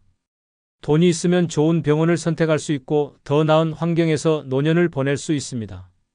하지만 돈이 없다면 선택권은 없고 그저 상황에 끌려다닐 뿐입니다. 노년에 돈을 준비하는 것은 사치가 아니라 생존입니다. 더 이상 돈을 벌 수 없는 나이에는 과거의 선택들이 현재를 결정합니다. 하지만 중요한 것은 얼마나 많느냐가 아닙니다. 내가 가진 돈을 어떻게 관리하고 지키느냐가 핵심입니다. 돈을 지키는 가장 좋은 방법은 욕심을 버리고 필요 이상으로 베풀지 않는 것입니다. 자식에게 무조건적인 지원을 하는 것도 친구의 부탁을 거절하지 못하는 것도 노년의 가장 큰 재앙이 됩니다. 돈이 많지 않더라도 나 자신을 위해 쓰고 내 삶을 지키는 데 집중해야 합니다. 돈이 없다면 자유도 없습니다. 돈이 없다면 사람들로부터 존중받지도 못합니다. 그리고 돈이 없다면 당신의 노후는 당신의 것이 아니라 타인의 손에 맡겨지게 됩니다. 노년을 스스로 책임지고 존엄성을 유지하며 살고 싶다면 지금 당장 돈을 관리하고 지키는 방법을 준비해야 합니다.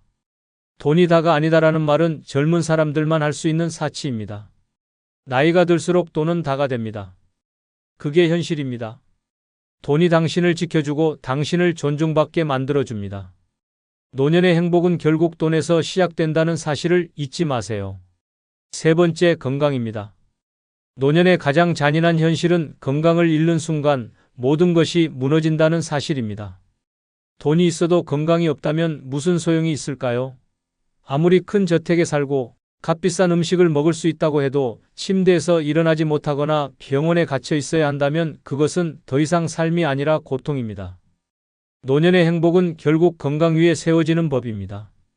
70세의 정 씨는 젊었을 때 평생을 일에만 몰두하며 건강을 소홀히 했습니다. 일할 때는 건강 생각할 시간이 어디 있어?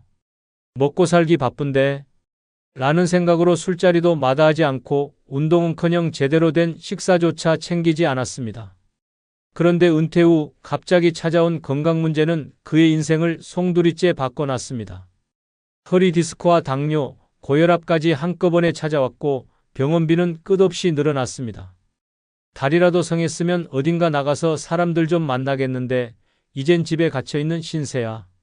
정 씨는 더 이상 자신을 돌볼 힘조차 없었고 그의 노후는 병원과 약봉투 사이에서 보내는 시간이 전부가 되었습니다. 건강이 나빠지면 모든 것이 제한됩니다. 움직이지 못하면 친구들과의 만남도 여행도 심지어는 간단한 장보기조차 불가능해집니다. 자유를 잃는 순간 삶의 질은 끝없이 추락합니다.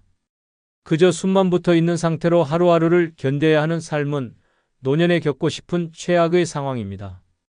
건강이 왜 중요한지 더 말할 필요가 없습니다. 하지만 건강을 유지하려면 지금부터 적극적으로 노력해야 합니다. 나이가 들수록 자연스럽게 건강을 잃는 건 당연하지만 그 속도를 늦추고 더 오래 버틸 수 있는 것은 나 자신에게 달려 있습니다. 가장 먼저 해야 할 일은 정기적인 건강검진입니다. 나는 괜찮아. 라는 생각은 버려야 합니다. 젊을 때는 작은 병이 금방 낫지만 노년에는 작은 병이 큰 위기로 번질 수 있습니다. 검진을 통해 내 몸의 상태를 정확히 알고 미리 대비하는 것이 중요합니다. 두 번째는 규칙적인 운동입니다. 거창한 운동이 아니라 매일 가벼운 걷기나 스트레칭으로도 충분합니다. 움직이지 않으면 몸은 굳어지고 굳어진 몸은 점점 더 움직이기 어려워집니다. 운동은 단순히 몸을 움직이는 것이 아니라 삶을 움직이게 만드는 가장 중요한 열쇠입니다.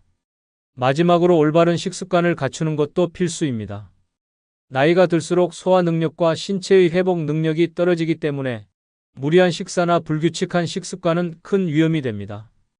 영양을 고루 갖춘 식단과 적절한 섭취량을 지키는 것이 건강을 유지하는 핵심입니다. 건강을 잃으면 노후는 고통이 됩니다. 병원과 약봉투 속에 갇히고 간병인이 필요해지며 내 삶은 내 것이 아니게 됩니다. 건강은 나 자신을 지킬 수 있는 가장 중요한 무기입니다. 나중에 운동하지 뭐. 라는 생각은 결국 내 노후를 망치는 가장 큰 실수가 됩니다. 건강은 기다려주지 않습니다. 지금부터라도 건강을 돌보는 것이 나 자신을 위한 최고의 투자가 됩니다. 노년의 삶은 건강 위에 세워집니다. 건강이 없으면 자유도 행복도 존엄도 없습니다. 나이가 들어도 당당하고 활기차게 살아가려면 지금부터라도 내 몸과 마음을 돌보는 데 최선을 다해야 합니다. 건강이야말로 노후의 진정한 자산입니다. 네 번째, 자존감입니다. 노년에 가장 중요한 것은 나 자신을 사랑하고 존중하는 힘, 바로 자존감입니다. 노년이 되면 많은 사람들이 자존감을 잃기 쉽습니다. 젊었을 때는 일을 하고 가정을 꾸리고 사회에서 역할을 하며 내가 필요한 존재라는 사실을 느낄 수 있었습니다. 하지만 은퇴 후 혹은 자녀가 독립한 후에는 나는 이제 쓸모없는 존재인가? 라는 생각이 스멀스멀 올라오기 시작합니다. 68세 박 할머니는 평생 가정을 위해 헌신하며 살아왔습니다. 자녀들을 뒷바라지하고 남편을 위해 살림을 꾸렸지만 나이가 들어 남편이 세상을 떠나고 자녀들이 각자 가정을 꾸리자 그녀는 텅 빈 집에 홀로 남겨졌습니다. 내가 여기서 뭘 하고 있지? 스스로에게 물어보며 점점 우울해졌습니다. 주변 사람들에게서도 관심이 줄어들자 그녀는 자신이 아무 쓸모없는 존재라고 느끼기 시작했습니다. 자존감을 잃는 순간 삶의 질은 급격히 추락합니다. 자존감이 낮아지면 사람들과의 관계도 무너지고 건강을 돌보는 의지도 약해지며 새로운 도전을 시도할 용기도 사라집니다. 자존감은 노년의 삶을 지탱하는 가장 기본적인 에너지입니다. 그렇다면 노년의 자존감을 지키고 높이는 방법은 무엇일까요? 첫째, 스스로를 돌보는 시간을 가져야 합니다. 나를 위한 작은 사치, 예를 들어 좋아하는 옷을 사 입거나 미용실에 가서 스타일을 바꾸는 것만으로도 자존감이 달라집니다. 나를 외적으로 가꾸는 것은 단순히 남들에게 잘 보이기 위한 것이 아니라 내가 나 자신을 소중히 여긴다는 메시지를 내게 전달하는 행위입니다. 둘째, 과거의 후회에 얽매이지 말아야 합니다. 나이가 들수록 그때 이렇게 했어야 했는데 라는 후회가 떠오를 수 있습니다. 하지만 과거는 이미 지나간 일입니다. 과거에 얽매이기보다는 지금부터라도 새로운 목표를 세우고 작은 성취를 이루는 데 집중해야 합니다. 셋째, 나만의 의미 있는 활동을 찾아야 합니다. 취미나 봉사활동 혹은 작은 일이라도 내가 즐길 수 있는 무언가를 하는 것이 중요합니다. 나는 아직 세상에 기여할 수 있는 존재다. 라는 느낌은 자존감을 높이는 데 결정적인 역할을 합니다. 넷째, 다른 사람의 시선을 의식하지 않아야 합니다. 노년에는 자꾸 이 나이에 이런 걸 하면 이상하게 보지 않을까? 라는 생각이 들기 쉽습니다. 하지만 남의 시선은 내 삶에 아무런 영향을 미치지 않습니다. 중요한 것은 내가 좋아하고 나를 행복하게 하는 일이 무엇이냐는 점입니다. 노년의 자존감은 더 이상 타인에게 의존하는 것이 아닙니다. 누군가의 칭찬이나 인정이 없어도 나는 나 자신을 사랑하고 존중할 수 있어야 합니다. 자존감은 나를 지키는 가장 강력한 방패이며 나를 앞으로 나아가게 하는 가장 큰 원동력입니다. 이 나이에 뭐가 중요하겠어? 라는 생각은 이제 버리십시오. 당신은 여전히 소중하고 여전히 빛나는 존재입니다. 자존감을 지키는 것은 노년을 활기차고 행복하게 만드는 가장 중요한 열쇠입니다. 지금부터라도 나 자신을 소중히 여기고 스스로를 사랑하는 법을 배워야 합니다. 자존감이 없으면 노년은 흔들리는 나무처럼 외로움과 불안에 시달릴 것입니다. 그러나 자존감이 있다면 어떤 상황에서도 당당하고 행복한 삶을 살아갈 수 있습니다. 당신은 지금도 충분히 가치 있는 사람입니다. 다섯 번째, 쓸모없는 인간관계의 정리입니다. 노년에는 진정으로 가치 있는 관계만 남겨야 합니다. 젊었을 때 우리는 인간관계가 많을수록 든든하다고 믿었습니다. 직장 동료, 동네 이웃, 자녀, 친구, 부모까지 끊임없이 관계를 맺으며 살았습니다. 하지만 은퇴 후 자녀가 독립하고 나면 대부분의 관계는 더 이상 필수가 아닙니다. 오히려 끊지 못한 인간관계가 당신의 시간과 에너지를 갉아먹는 짐이 됩니다. 억지로 유지하는 관계는 공허함만 남깁니다. 가끔씩 불편한 모임에 나가고 의미 없는 대화를 이어가다 보면 정작 나를 위해 써야 할 시간은 점점 줄어듭니다.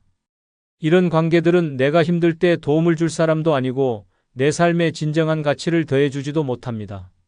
노년은 관계를 정리하고 가벼워져야 할 때입니다. 쓸모없는 인간관계를 끊으면 진정으로 소중한 관계가 빛을 발합니다. 내가 어려울 때 진심으로 곁에 있어줄 단 몇 명의 친구만으로도 충분합니다.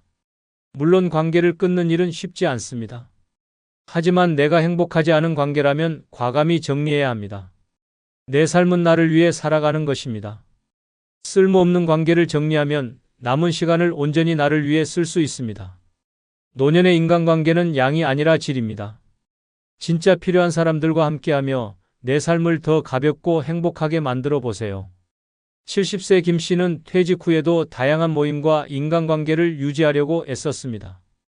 늙어서 외로워지면 큰일이니까 라는 생각 때문이었습니다. 그는 매주 동창회에 나가고 동네 사람들과의 모임에도 빠지지 않았습니다.